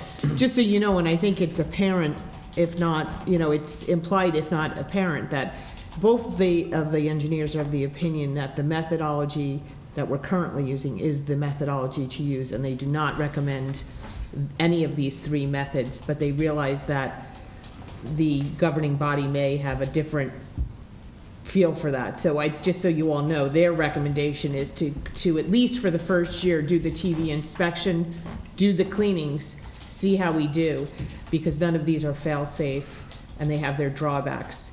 But they recognize that you may want to do something nonetheless. They would want to see 1 year of results. Okay. Thank you. But we're keeping really close tabs on it and, you know, records, so. Okay, If I can just suggest, when you schedule the next meeting, if one or both of them can be there, the engineer and the director. Because the residents have questions when they're on the meetings, and I think they get a little disenchanted. You mean the two engineers? Well, Yeah, Vladimir They'll be and there, Chris, okay. yeah. yeah, Vladimir should be there, he proposed it, so. Okay, ordinance legislation codification project due September. You need anything else from us, Ken? Well, I got your comments. At this point, I really feel I should just go over your comments and incorporate what I think should be in there and maybe give it back to general code for a rewrite, Okay, because otherwise it's gonna just last forever. Yep, that's fine. Okay, it's been out since February, and Yep. it's now September, and Yep. I'd like to get this thing, you know. When was the deadline? I thought it was the end of September. I didn't get it. Today's the 25th, isn't it? Yeah, but we have 5 days, I have 5 days to read it. All right, do it without my comments. It's No, no, if you had it, fine, I have no No, I problem. haven't had a chance to review it. Yeah. I'm okay with it, Kenneth, whatever you. I mean, it's not a final thing where you can't make, other changes. I mean, if you see something, and again, it's not a rewrite of entirely, gigantic, changes. It's bringing things current, taking things out, making there were some substantial changes, but it's not a rewrite of the entire code. I mean, you see what you go through with just one ordinance, when you do a parking ordinance and what that goes into that, or any other ordinance that we have here.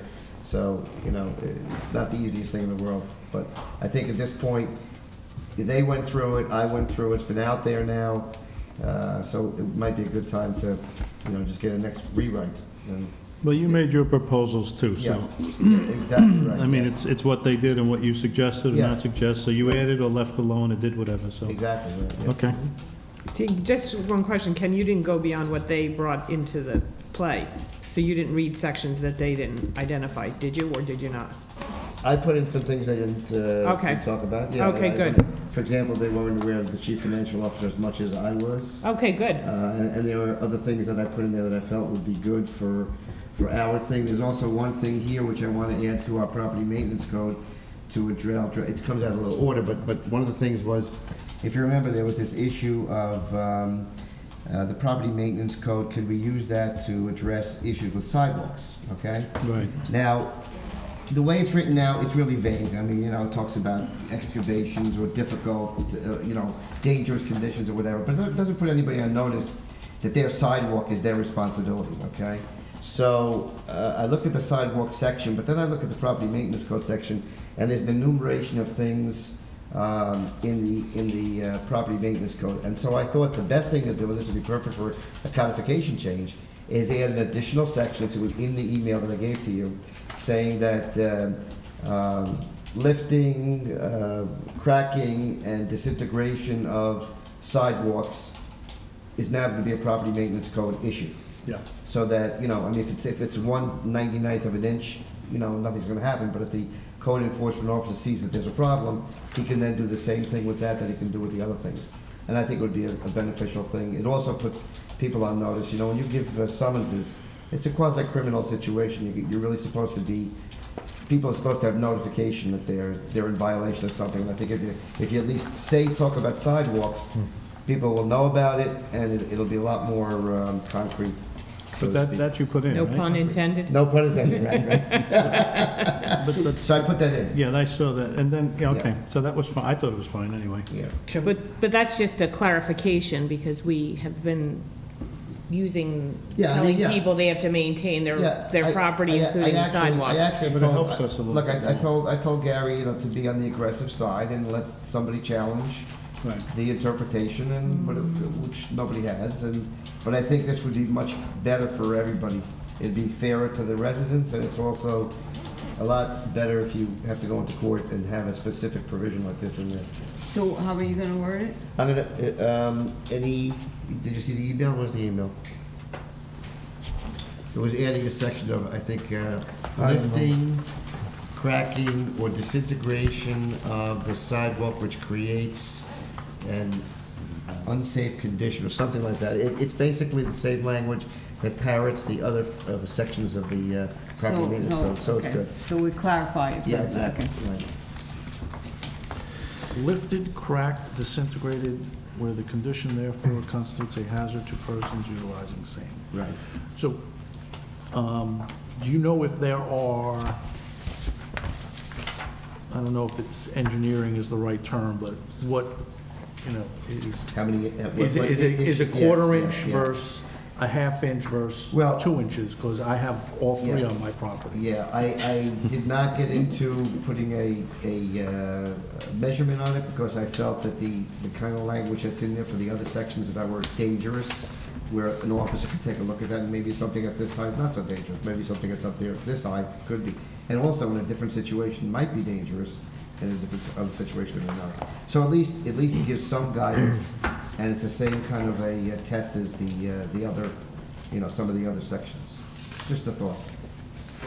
The only thing I thought, Ken, on a lot of them, which I know what's in there, but the kind of the fines and the imprisonment stuff, I mean, I don't know.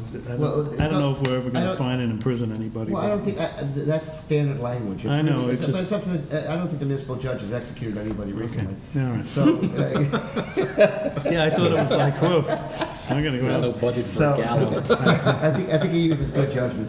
Okay. All right, so then we do have a few days left if anybody wants to send Ken some notes.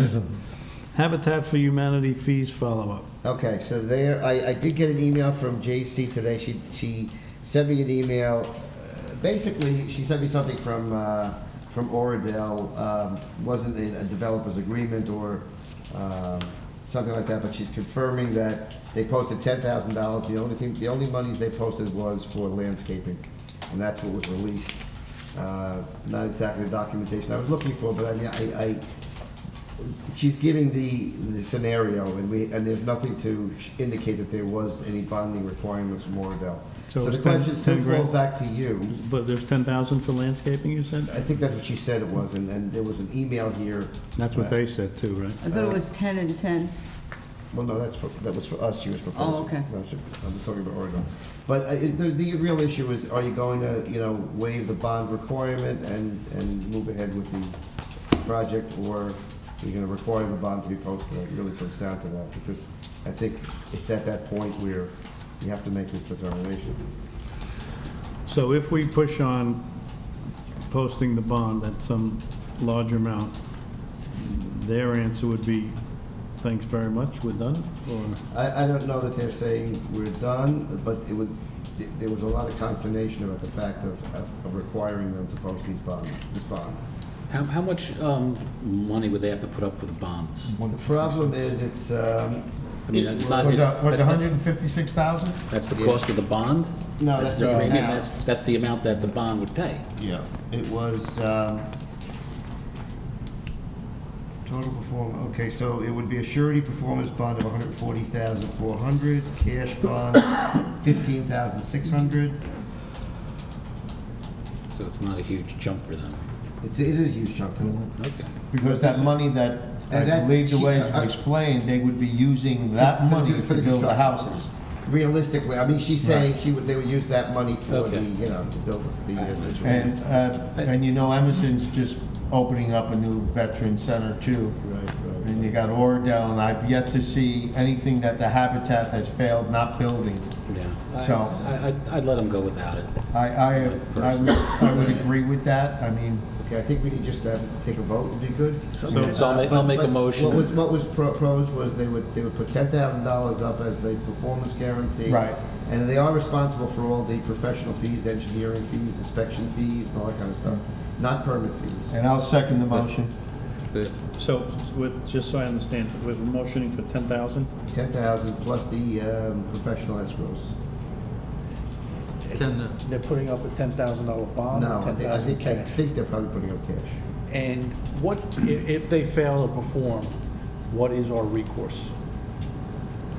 Like you would have for Anyone else? anyone else. You have a developer's agreement, you could sue them, you can get a contractor. The difference is you don't have the security of the money to pay is what happens, basically. So your contractual rights are the same, you just don't have the security for it. And we have no recourse to the actual property. The property is their property, remember? Yes. But I We mean, if sold they, it to them. but if they walked away from the project, there is a reversionary provision in there that the property comes back to us. If they decide, they're not building the project. That's We're basically getting that property back if they decide, or they go out of business, and they have to proceed with the project. And as Tom said, they're pretty well known in the state and pretty reliable. I've so- seen them build throughout Yeah. Bergen County, and I've yet to it's see them building- fail in from any what it is, project. the building is down, now, and they're, on to the next phase, so I think that they're ready to get moving. Okay. So, Ken, to your knowledge, have they looked over everything else that they should have and agreed to it? Because I assume this fell between the cracks, that maybe they should have looked at it beforehand but didn't. Have they looked at everything else? They've already told me that the developer's agreement that I gave, they're ready to sign it. They just wanted not to have to post those bonds, change those numbers, and they're ready to sign. Okay, because I don't want to be here at our next meeting saying, oh, now they found this, and Right, so right. I hope they've read No, everything. they said they're ready to go, Okay, thank you. in terms of signing the developer's agreement. Roll call, right? All right, so we're at 10,000 is what we're asking for. As the surety. In performance. escrow. Well, as the surety bond. Well, it's cash. Cash, yeah. Okay. So where are we with motioning? I motion, Mr. Sears seconded. So can I just be clear, we're motioning to reduce it to Yes. 10,000? Yes. Okay, thank you. To $10,000 Okay. as the surety performance guarantee, plus the professional escrows, which they agreed to. Okay, Sue, hit it. Councilman Calamari? Yes. Councilman Casio? Yes. Councilman Sears? Yes. Councilman Oman? Yes. Council President Bruno? Yes. Road opening permits moratorium. Was this you, Sue? This is something that the mayor and I have worked on. Her concern has been brought up numerous times of road opening permits and how they come through, as we heard before, they put a strip in, they pave, it sinks, it cracks, it separates. This would just pretty much affirm that new roads that we put in, if they have to open it up, they have to go curb to curb, not just half, not just a portion. So is this a resolution or an ordinance or something, or what do we do? What is this? It would be amending an ordinance, or might can, you can add on to what we have, or we have to. We'll be writing up an ordinance. It Okay. would be a new ordinance then? Yeah, Okay. well, I would take a look and see what we have, but I think what Mr. Steel gave us, the Hillsdale ordinance. Yeah. Do we need a motion to do this? No, just. He just wants to move forward If you want to with- move forward with it, I'll Yeah. move forward with it. Yes. Yeah, we're okay. Gentlemen, okay? Yes? Yeah. Yes. All right. So you'll write something up for us, Ken, please? Right. Could that be No, done in the codification? Huh? Then hold on, It wait. might be. We gotta take a look, see what we have. No knock ordinance? Mr. Paula? Okay, so, I mean, I heard that somebody was interested in this, so basically, I mean, some of these ordinances are coming around at some of these municipalities. Mawa just proposed a very lengthy, super duper, long, arduous, continuous, I bet. crazy, not crazy, I mean,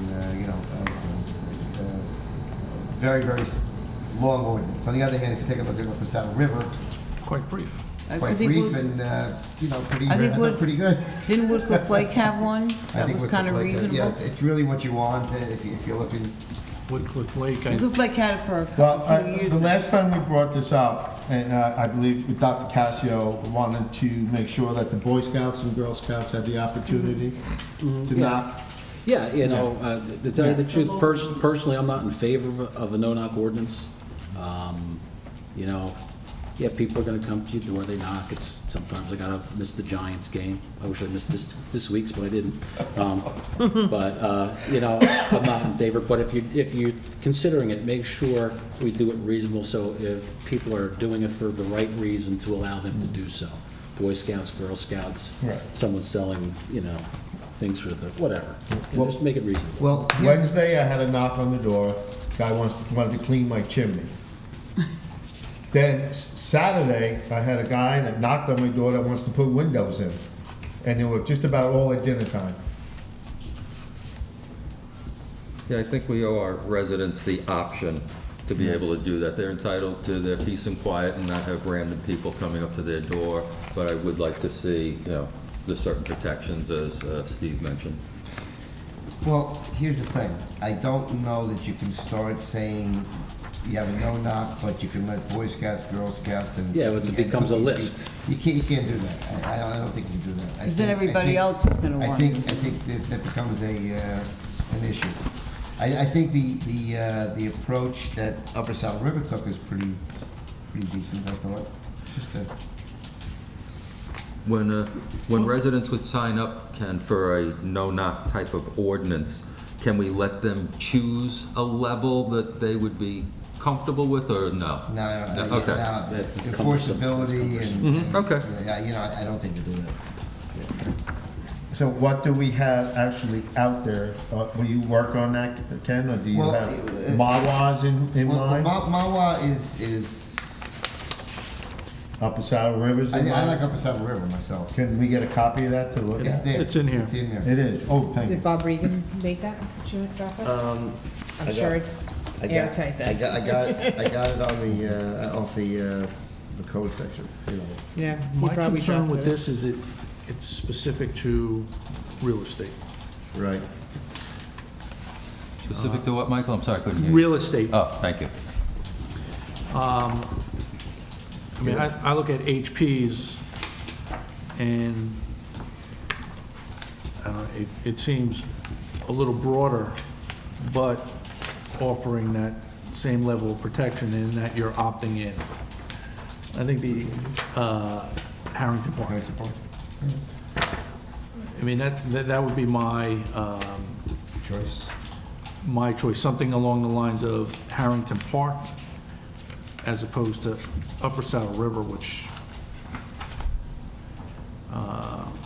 seems to be targeting real estate. And people are opting out, so if you don't opt out, you can still get your Girl Scout cookies and Boy Scouts, I don't know what they Did sell. we get Woodcliff Lakes ordinance? I don't think they knock on doors anymore. There was Yes, Woodcliff Lake is here. Oh, is it? There was just something in the record within the past couple of days that Butler is passing one, and one paragraph in here says, they added that nonprofit organizations like the fire department, even though they don't technically need a permit, generally will let the clerk know what they intend to do. And she said most of the nonprofits will abide by the list. I just throw that out there. Doesn't our fire department, ambulance, and PBA solicit via mail? Yes, they used to do knock They don't 30 do years, the 40 years door-to-door ago. They don't do anymore. Yeah, it I no was looking to gear it more toward Boy Scouts and Girl Scouts that are Okay. also nonprofit. They do the envelope, they mail the envelope. So Ken, do you want to put They do the a combination intersection of all good things for us thing. then? Okay. Don't those vendors, when they come out, they're supposed to be permitted by the police department? I believe so. Well, here's the funny thing, the guy that came to my door, he had no identification from his neck or anything, and when I challenged him, he said, well, my boss has it. I said, well, where's your boss? He goes, I don't know where he is. Each individual's supposed to have a Identification. identification card. So, And that was Anderson Window, by the way. we already have something on the books anyway that's supposed to address this. Here's something that, let's say you go ahead and do this. How are you going to enforce that? What's the enforcement mechanism? I'm on the new knock list. Someone comes to my door. Is it my responsibility to call the police department? I do. That's the thing. I have in the I past. think what you have on the books already really takes care of that situation. Because they're supposed to have, if you really don't want to be disturbed, and they don't have the identification, then it's incumbent on the resident to make a call. You'll still have the same problem. I don't think this is going to solve anything, to be quite honest with I you. believe some of those, they have a Woodcliff Lake one no-knock is sticker fine. on your door. Right. If the Woodcliff Lake one is nice and simple. Yeah. You're on the list and you don't, they can't go to your house. Just playing devil's advocate. People are going to have the list, and they're just going to say, well, I got Cassio, Sears, Calamari, they all live in a row. I'm just not even going to bother this, I'm just going to knock on them anyway. That's what's No, going to happen. I think can that's a lot guarantee of that's what's going to people happen. on the list, they're not gonna bother coming here. They're just going to knock. And it would be, if you felt you were being infringed upon, you would call the police. But I just don't see it being a deterrent, to be quite honest with you. Well, Well, I That's my opinion. I guess if they know it's there, you might lose a few people that'll try it. I think You it know? will deter some people from doing the soliciting. I mean, I call the police whether they have their permit or not, because I don't really believe you know, how do you know if it's right or not? You don't. So when I see people knocking and walking, I call and let them, and they should be registered, so, better you know, safe than they'll sorry. say they're They registered. should be registered, that's Yeah. exactly right. But they're I not think it registered, but- discourages the organization from coming here if they know they have to watch what house they go to. So that's why I think it's a good thing. Okay. So are you gonna revert the other with the permit? They need a permit, correct, right now to do it? You need Are a you- permit are you- identification and all that, yeah. Okay. What I'm saying is, I think that if you have a no-knock ordinance and, you know, quite a few people sign up, that would discourage groups from coming here, which is, And we talk you know, about, to some degree, what So people Ken, I think you know don't want to what we're be, looking at, maybe. you know, put answering. that- Let me see what I You can put think, together. yeah, okay. yeah, 'cause Thank we you. talk about Boy Scouts and Girl Scouts, but I haven't had any of them knock on my door for years, and They I do don't miss go the door to cookies door unless I either. go to the food town and they're They selling don't them go door outside. to door. Yeah. Yeah, and I was a a den mother, and they don't want you to. They kind of discourage you from going door to door. Yeah. They go, like you said, to the shopping, you know, Right, someplace a where. common place, yeah. Okay, Mr. Pollard will work Troop on it leader, for us for next den mother. meeting. What? Dumpsters. Just correcting myself. Okay, so let me just talk about dumpsters a little bit. So I did have a fairly lengthy conversation with John Ciala, and here, I'll give you kind of his view of things as well, just to see if, you know, have a, first of all, a building permit's good for 1 year to start the work, all right? If there's no work done for 6 months, theoretically, you can revoke the permit. But the proof is very, very difficult about no work whatsoever. I did ask him if he's, because he's been around and he's building inspector in other towns and he's also involved in other towns. I said, does he see any limitations on dumpsters? He basically says he doesn't think it's a great idea. His idea is that, his thought process is that, you know, if you don't give them a dumpster, they'll pile stuff on the lawn, which they're able to do, and then you're gonna have to worry about, does that constitute a violation of the property maintenance codes and all that kind of stuff. He did note that there was one location in town that he thought was a problem, and he was gonna go out and address the situation with that person. I don't wanna identify that right now, but he did mention one to me. Well, it was temporary and it's back again. Yeah, but Same scenario. Yeah, I'm just, now, as far as the other issue, or another issue of somebody maintaining a dumpster and bringing stuff from another site, he says, okay, you need surveillance to prove that and to do something about it. I mean, it's not allowed, but you need surveillance to accomplish it. So that's basically his input from the dumpster point of view. That's, you know. So are we saying we can't do something, Not or that you we can't. shouldn't do something, or? I think his thing was shouldn't, Well, let's, But what stops then the people that abuse it? well, let me say this, I think you do have people abusing it, but remember one thing too, and I just throw this out as a general proposition. Every time you pass an ordinance, whether it's parking school kids, whether it's truck parking, whether it's driveways, it's whether you could, you know, put a car in the front lawn, you know, you have an idea, well, this will be a good thing. But remember, there's a lot of people out there that have situations that it doesn't work for them, and it deprives them of their rights. So sometimes you're throwing out the baby with the bathwater when you start to get... I'm sympathetic to that, but I also am Yeah. concerned with their neighbors' rights. No, I understand. Yeah. yeah. what did Mr. Salas say about, and the gentleman that was here earlier tonight, 9 years working on a building? Yeah, I think that's kind of ridiculous myself. What as an official, a public official? Well, I just said that he mentioned one to me, and I'm not sure it's the same one that you're talking about, but he mentioned one to me, and he said he believes that's an abusive situation, and he was gonna go and see what he can do about that situation. Because I gave him 2 others. All right, that are okay, going all right, out. okay, all right. I think John's a very cooperative guy, but he's a no-nonsense guy. He doesn't do things just for the sake of doing it. But if you give him good information, he always follows through. Do they do, I'm sorry. No, go ahead, please, please. Do they, now, when I went down to the building department and I asked them, do you have a list of all open permits over a certain amount of time? And do you go out and inspect them? They said, yes, but we don't have the manpower to go out and inspect them. So, does John look at the oldest ones and maybe go out? I'm not putting you on a point, but, I mean, this is something that really should be done. If they have a list of permits that are open over 2 years or longer, and to tell me they don't have the manpower to go out and look at that. Who does that fall under, the building department or the code enforcement officer? That might be a little bit of a, I don't know, I have to ask Ken. Who would handle that? I'm thinking, since that's permit stuff, that it really is the construction office. Construction officer? Okay. I know we have I believe we have an ordinance on the books about those pods, right? Well, the pods, we definitely have an ordinance on. Right. That we had. I think not the that's dump- for that's a not year dump- or something like that? Whatever it is, have to come Yeah. back for extensions. We kind of spent a lot of time putting that one together.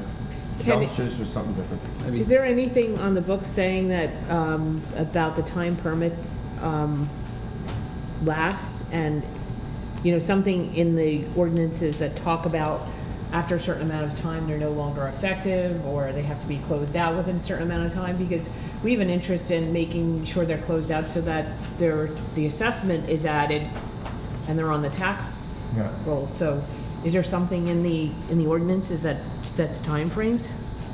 Do you know? I don't believe it's in the ordinances. I think according to John, it's in the construction code. Okay. That talks about permits and time periods. And he did say, I gave you what he told me the timeframes were. It was a year to get started.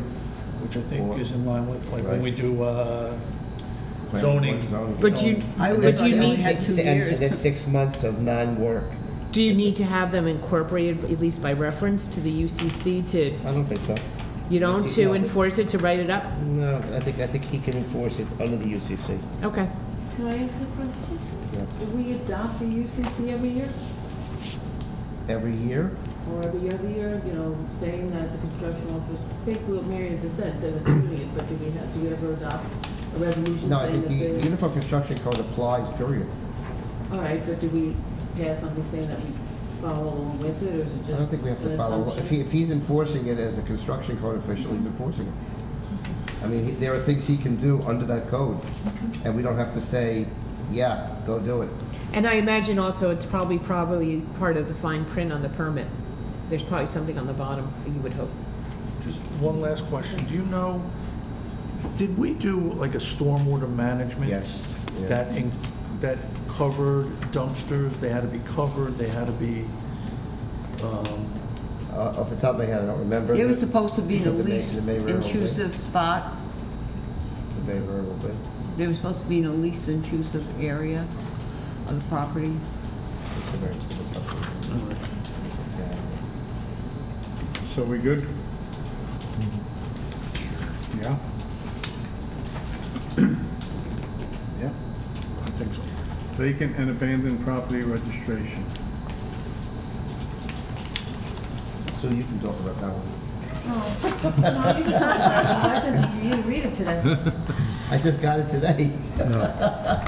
Should we move it to next week? Yeah. Next council Yes, meeting? yes. Okay. just before we do that, just a question to Marianne that I think I posed in an email, but I'm not 100% sure. Do we have, two things. One, should we be looking at a property maintenance company to do the work that we're asking the DMF to do for these types of, some of the work that we've recently identified, mowing, cleaning up properties, where, especially where we've put a lien against the property? Should we be looking at a company other than the DMF to do that work? Because in my mind, if the DMF is doing it on a specific property, and although we may be putting a lien and claiming back some of that, it's work that's not being done for the town in general. Right, and I thought that was a good question to ask. I didn't get a chance to talk to the mayor about it. Okay. But then it does, there is some initial work to identify companies that can do that. Okay. And then you get into the old quoting and all that jazz. So, it could be something that we go out for an RFP at the beginning of the year and just have somebody on deck to do it. That might be something to do going forward. And the other question is, I know, or I think we have for the police, when they do outside billing, we charge for the rate, plus overhead, plus if we use combs, plus if we use Surcharge. flares. It's Are in we the that ordinance. sophisticated with the DMF at this point, or are we just guesstimating what they're doing? It includes some of the DMF. We don't guesstimate, no, there's hard costs on how many people are out there, how long, and there's a section of the ordinance that talks about when the town has to do this type of work, how much it is for a dump truck, how much it is for other things. So it's a very itemized, in fact, Ken and I worked together to identify the sources for this, and I developed a form with Gary and gave it to the DMF and said, whenever Gary calls you and says to do work, this is the form you fill out. And then in turn, that's provided to Gary and it goes through the channels. So we did kind of work through to establish, to identify the rates that should be charged. So we charge for the actual guys that are out there, their hourly rates, and then there's certain charges per piece of equipment, and then there's certain fees for Gary's time in doing it and postage and things like that.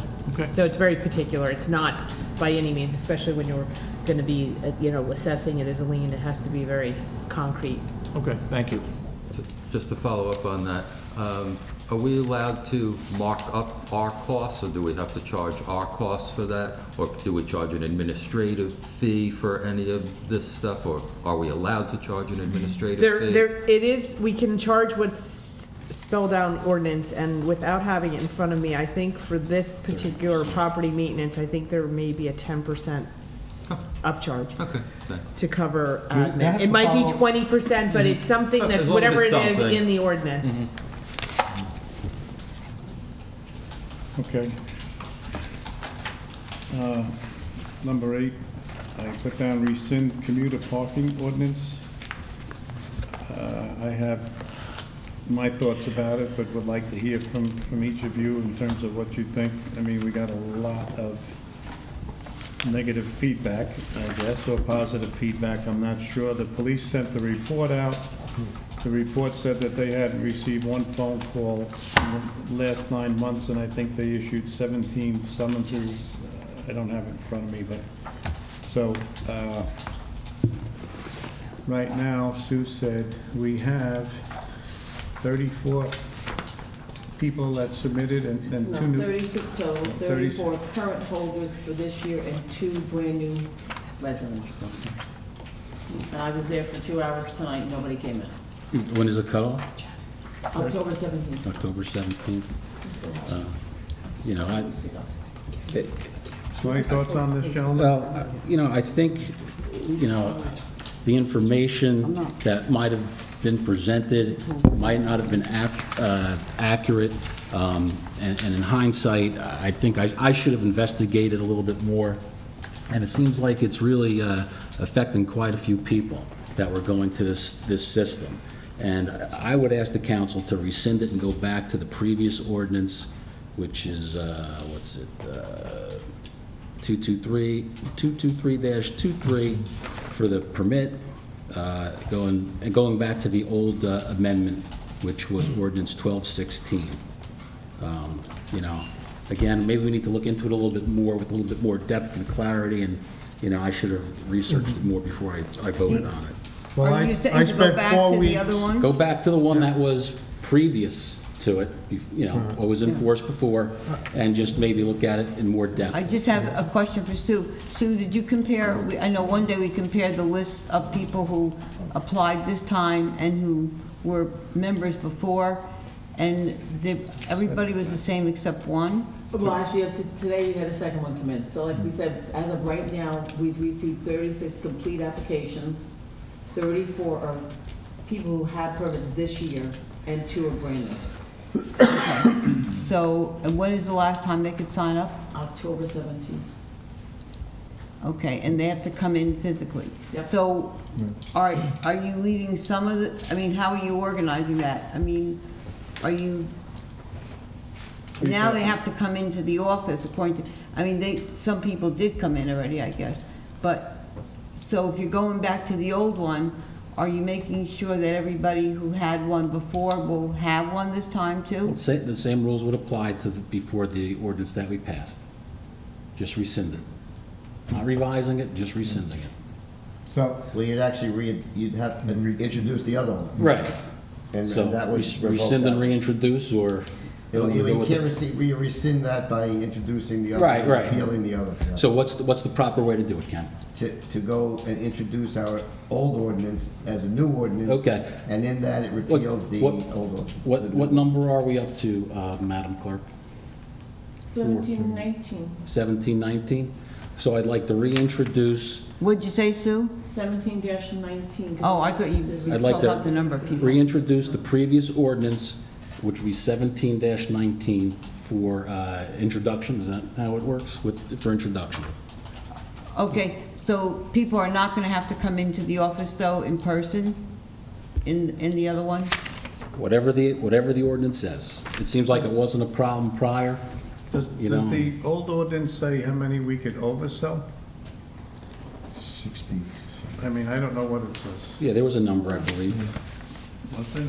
It was, It was presented to the council, and the council made a decision on how many they'd like to, but over the years, the numbers varied quite a bit, 50 to 60. And how many did you give out last year? 65. For 34 spots. And just going off the comments from the public that were here, there seems to be open spots. There hasn't been a problem in years. So, maybe we, Well, I think we need to be a little Shot bit to- more out front, because, I mean, to me, I was not a big fan of overselling, but if we just say to everybody, we're gonna oversell, so good luck, then, Well, I I can don't know tell if you- that's the answer either. there was no complaints prior. I can tell you in the last 4 weeks, I've been going down there in the morning and in the afternoon. I have called the police on several cars. We actually had a box truck park in a parking spot. We have had cars with no stickers on their windshields. We have cars that are not registered with a sticker in their windshield. And for some reason, in the last week or so, when every spot was taken prior to this meeting, now there seems to be open spots almost every day, going from 4 to 5. So, and plus, I have pictures of oversized vehicles going into 2 spots, which, no problem. I mean, we can make the spots wider. Either we actually flushed out the people that don't belong in the parking lot, putting in a common way of saying it, but there were a couple of tickets written, and if the council feels they want to go back to the original thing, I have absolutely no problem with that, because some of the people that we looked into in the last 4 weeks did not belong in that parking lot. Is it an ordinance issue or is it an enforcement issue? If they're not following the rules, obviously, it should be enforced. Okay? Well, we do have an I officer there. I have no problem with that, and the rules are for everyone. So Right. apparently, it might have been an enforcement issue prior, but, maybe they're forewarned now with the change. I don't know. So I don't want to penalize I these really think they residents. got the picture, if you're correct. I don't want to penalize people that have been doing it for years, and there hasn't been an outburst of complaints. But there will be 34 spots, not 35, because some of the vehicles that I took pictures of are really big SUVs, and they actually encroach on 2 spots, and they usually park in the very back. If we do make 1 spot or 2 spots wider for these SUVs to fit, we're gonna lose 1 spot from 35 to 34, which I feel is not a problem, because I got calls from people asking if we could put a bicycle rack there where they can bicycle to the lot and then walk over and catch the bus. Yeah, there So, was an email, you're right. Yeah. I forgot about that one. so it might be a benefit, but whatever's happened in the last 4 weeks, I mean, in 2012, we sold 77 permits. I know, and that's the, had to give them a rebate. So do you think we need to pick a number? Is this like we sell, you know, Could I there's just 35, ask do we sell 50 and say good luck? Councilman, here's a question. Yeah. Wait, Tom, you were talking about who's been parking their box trucks and all this. I noticed 2 days, there was a car parked on the other side of the firehouse. I have no idea who that At is. least 2 days in a row, I saw it. You know, where that shed is, where you sell the trees from? Yeah. We're gonna have to go and, I know where we sell the trees, that is a van that we're doing our Hirsch tool training on. No, it's a SUV, a black SUV. Did you call the black. police? A black SUV? I don't know. I just thought of it now. I have no idea who Well, that is. call the police then, let them deal with it. Okay, gentlemen, so Steve, what are you saying? Go back, well, what is, Ken, what do we have to do? Reintroduce the previous ordinance. The old ordinance, and that's going to effectively repeal the new ordinance. And do we, I mean, I think we should tell everybody, you know, good luck, first come, first served. We've oversold.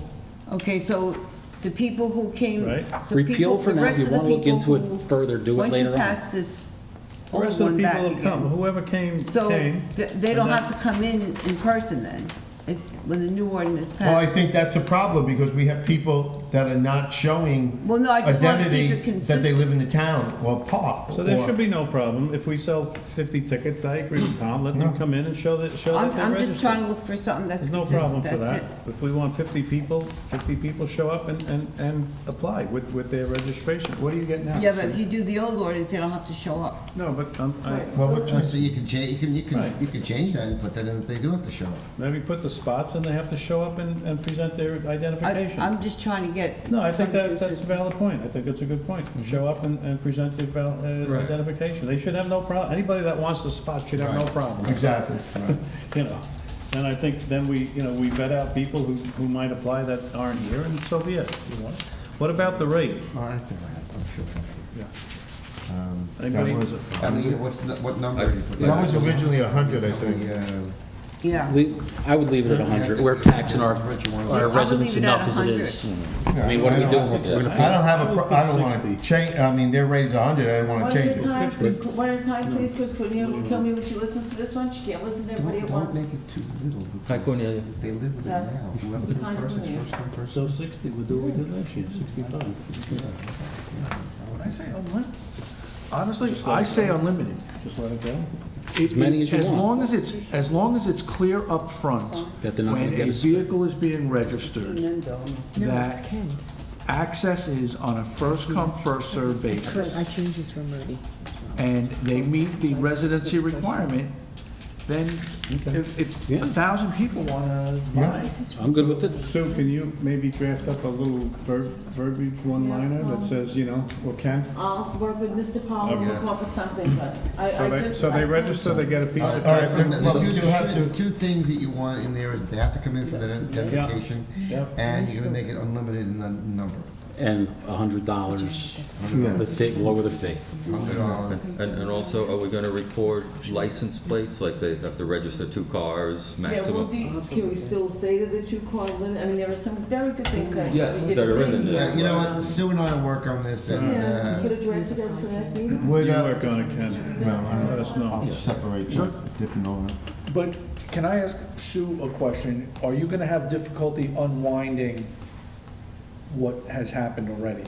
No, Because I don't think so, because most people that have come in have been very supportive in respect of getting identification for everybody. They think it's something that should have been done, that it is residents that are going to be here.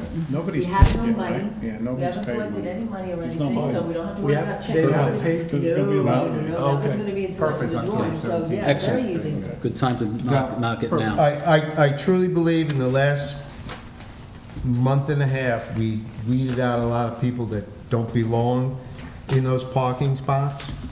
And, I think with these few additions of the new and the old blending, Yeah. we can continue I this. mean, and You'll Like I work said- with Sue? Yes. Okay, all right, And, so be it.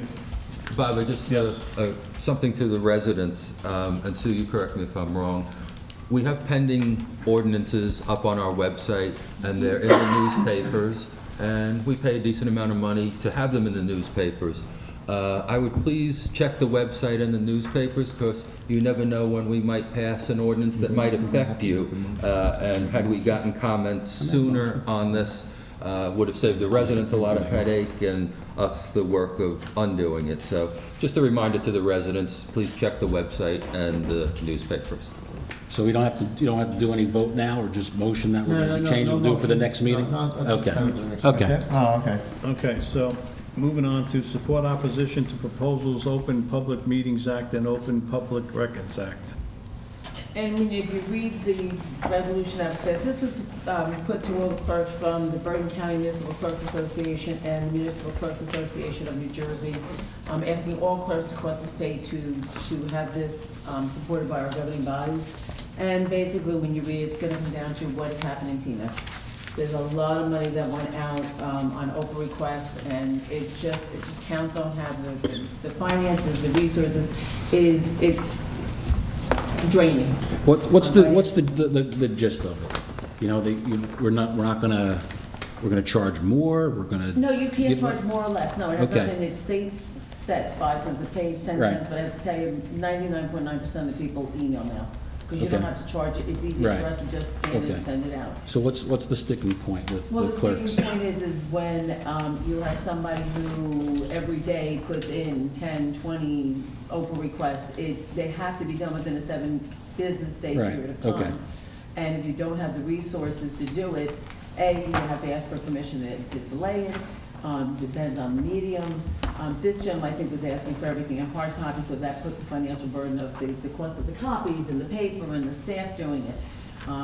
If it's something that is very voluminous, Oprah will let you in. Ken, you may jump in and jump for me too, but you know, it's the way it's set up is that if there is something that's very voluminous with paper, they insist they have it. They can request what medium they want it Right. in. If it's something that's taking days and hours, what my authority to do as a records custodian is go to the most qualified person, other than myself, type that I can say, Steve, you're going Right. to fill this in and charge that person your hourly rate. Okay, But you put it up front, and most people say, no, they don't want to do it, but depending on the situation, Gotcha. they will want to. And, you know, So it's it's basically and if a- you don't do it, it's a legal thing. it's a man-hour and money problem. And it could be a with- litigation if you don't. If you don't, within the 7 days, okay. Sue, isn't there a new proposal floating around in the Assembly or Senate to Well, to make it more cumbersome on the towns? I read an article in the paper, I think about 2 weeks ago. That's what, Many years, yeah. she's been trying to make it, when you take your agenda and they actually want you Yeah. to pinpoint the time that you're going to have your open session, the time to have your public comment, the time to do resolutions. They also, you know, she's trying to put that separate boards and departments. That's a real issue. Assemblywoman? That's a real issue. Yeah, that's a real issue. So what do you want us to do? Senator Weinberg. It's the senator? Support, So what's your, Weinberg. Support Pass the the resolution opposition. yes, opposing. support opposing doing Loretta this. Weinberg. Okay. That it won't be falling back on us and being a financial. And how do we do that? Well, I'll put that, if you're in support of it, I'll put it into resolution format. Yep. Is it? Put it in. And we'll Okay. put it on the next Talk one. to Yep, Ken that's again. fine. Yeah. Okay, Got a big to-do list. thank you. Okay, the last one is the project Thank you. tracker. I don't know if anybody has any questions, but dispatcher, where are we? Last, 2 weeks ago, we were Wait, ready hold on, to Tom. pick one. what page are you on? What are you just asking? The That's page the number, regular but- project, down on the second page, personnel. We were ready to pick a police dispatcher, and I did get the test, the copy to the test, but frankly, Chief Hooper and I haven't discussed it since then. We've been working on other issues. So hopefully I will talk about it in the next few days. okay. Next, I have just a general comment for this sheet, and it's very good, but I lose track without handwriting it in. Mary Ann, would it be possible for you to update in the comments or add another column to say, if it's waiting on someone, who is it waiting on? Is it waiting on yourself, the mayor, a department head, because we see a lot of things that are, just waiting, and I'd like to know I where think the we wait did put a lot is. of comments on there. But I don't see any names as to say, who has to make a decision on this, or, Oh, I mean, I thought, one of the things when Bob asked me to do this, because this is generally administrative in nature, and it was designed to share information that previously hadn't always been forthcoming, was to kind of take it out of the realm of finger pointing or blaming. I think you can often deduce where it's sitting, and I do often say that it's, that somebody's not getting back to us, or I need to look at something, or I'm waiting on something from the mayor. One of the things I did was I updated this since I sent it to you,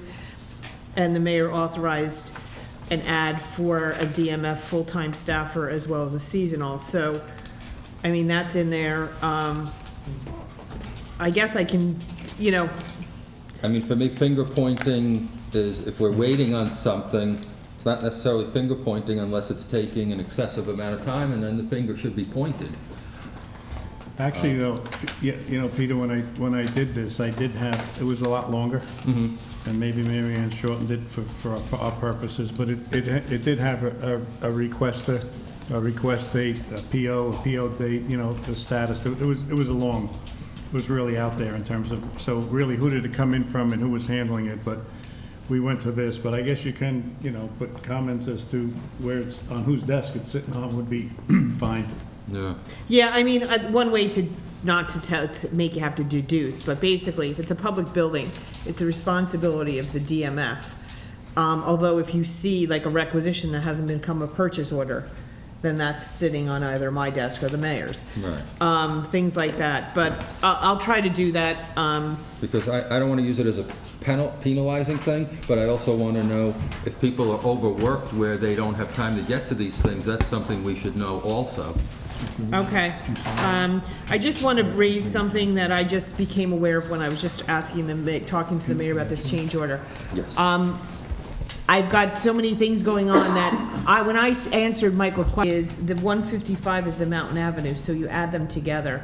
That's where you get the 896. You got it? And the 896 ties in. So No, you the have 741 is the contract plus the change order minus the 155 for Mountain Avenue. See on your capital projects, the first two items, 741 and 155, if you add that up, that's 896, which is the total authorized for the roads. Okay, but on this other sheet you gave us, Right? It says the same thing. That number ties in. If you add those two together. well, it ties in, but it has a different base contract number by Well, this isn't, I 6,000. misspoke. That's why I wanted to get the documents out. The 741 is not the base. The 741 is the difference between the total authorized and the amount attributable to Mountain. It's a plug figure. So you take the total amount on this sheet. Here, Oh, Bob. you're taking the 896. 86 minus the and 155, then everything else goes in? yeah, everything else is in there. So how much do we have left? Is it 126? Yes, I already sent Mr. Steel an email while we're sitting So here. 770 we spent, 896 we authorized, we have 126 left.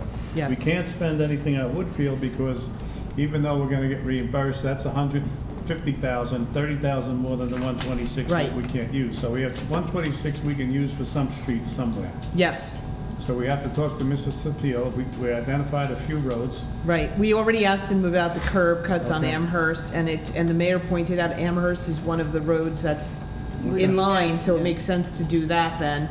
And I already asked him, I said, right during the meeting, the mayor and council would like to know can you contact the contractor about doing Madeline and/or Amherst with the money, and let me know. Okay, so we'll take a 5-minute break, adjourn for a closed session. Motion to go to closed session. So moved. Second. No.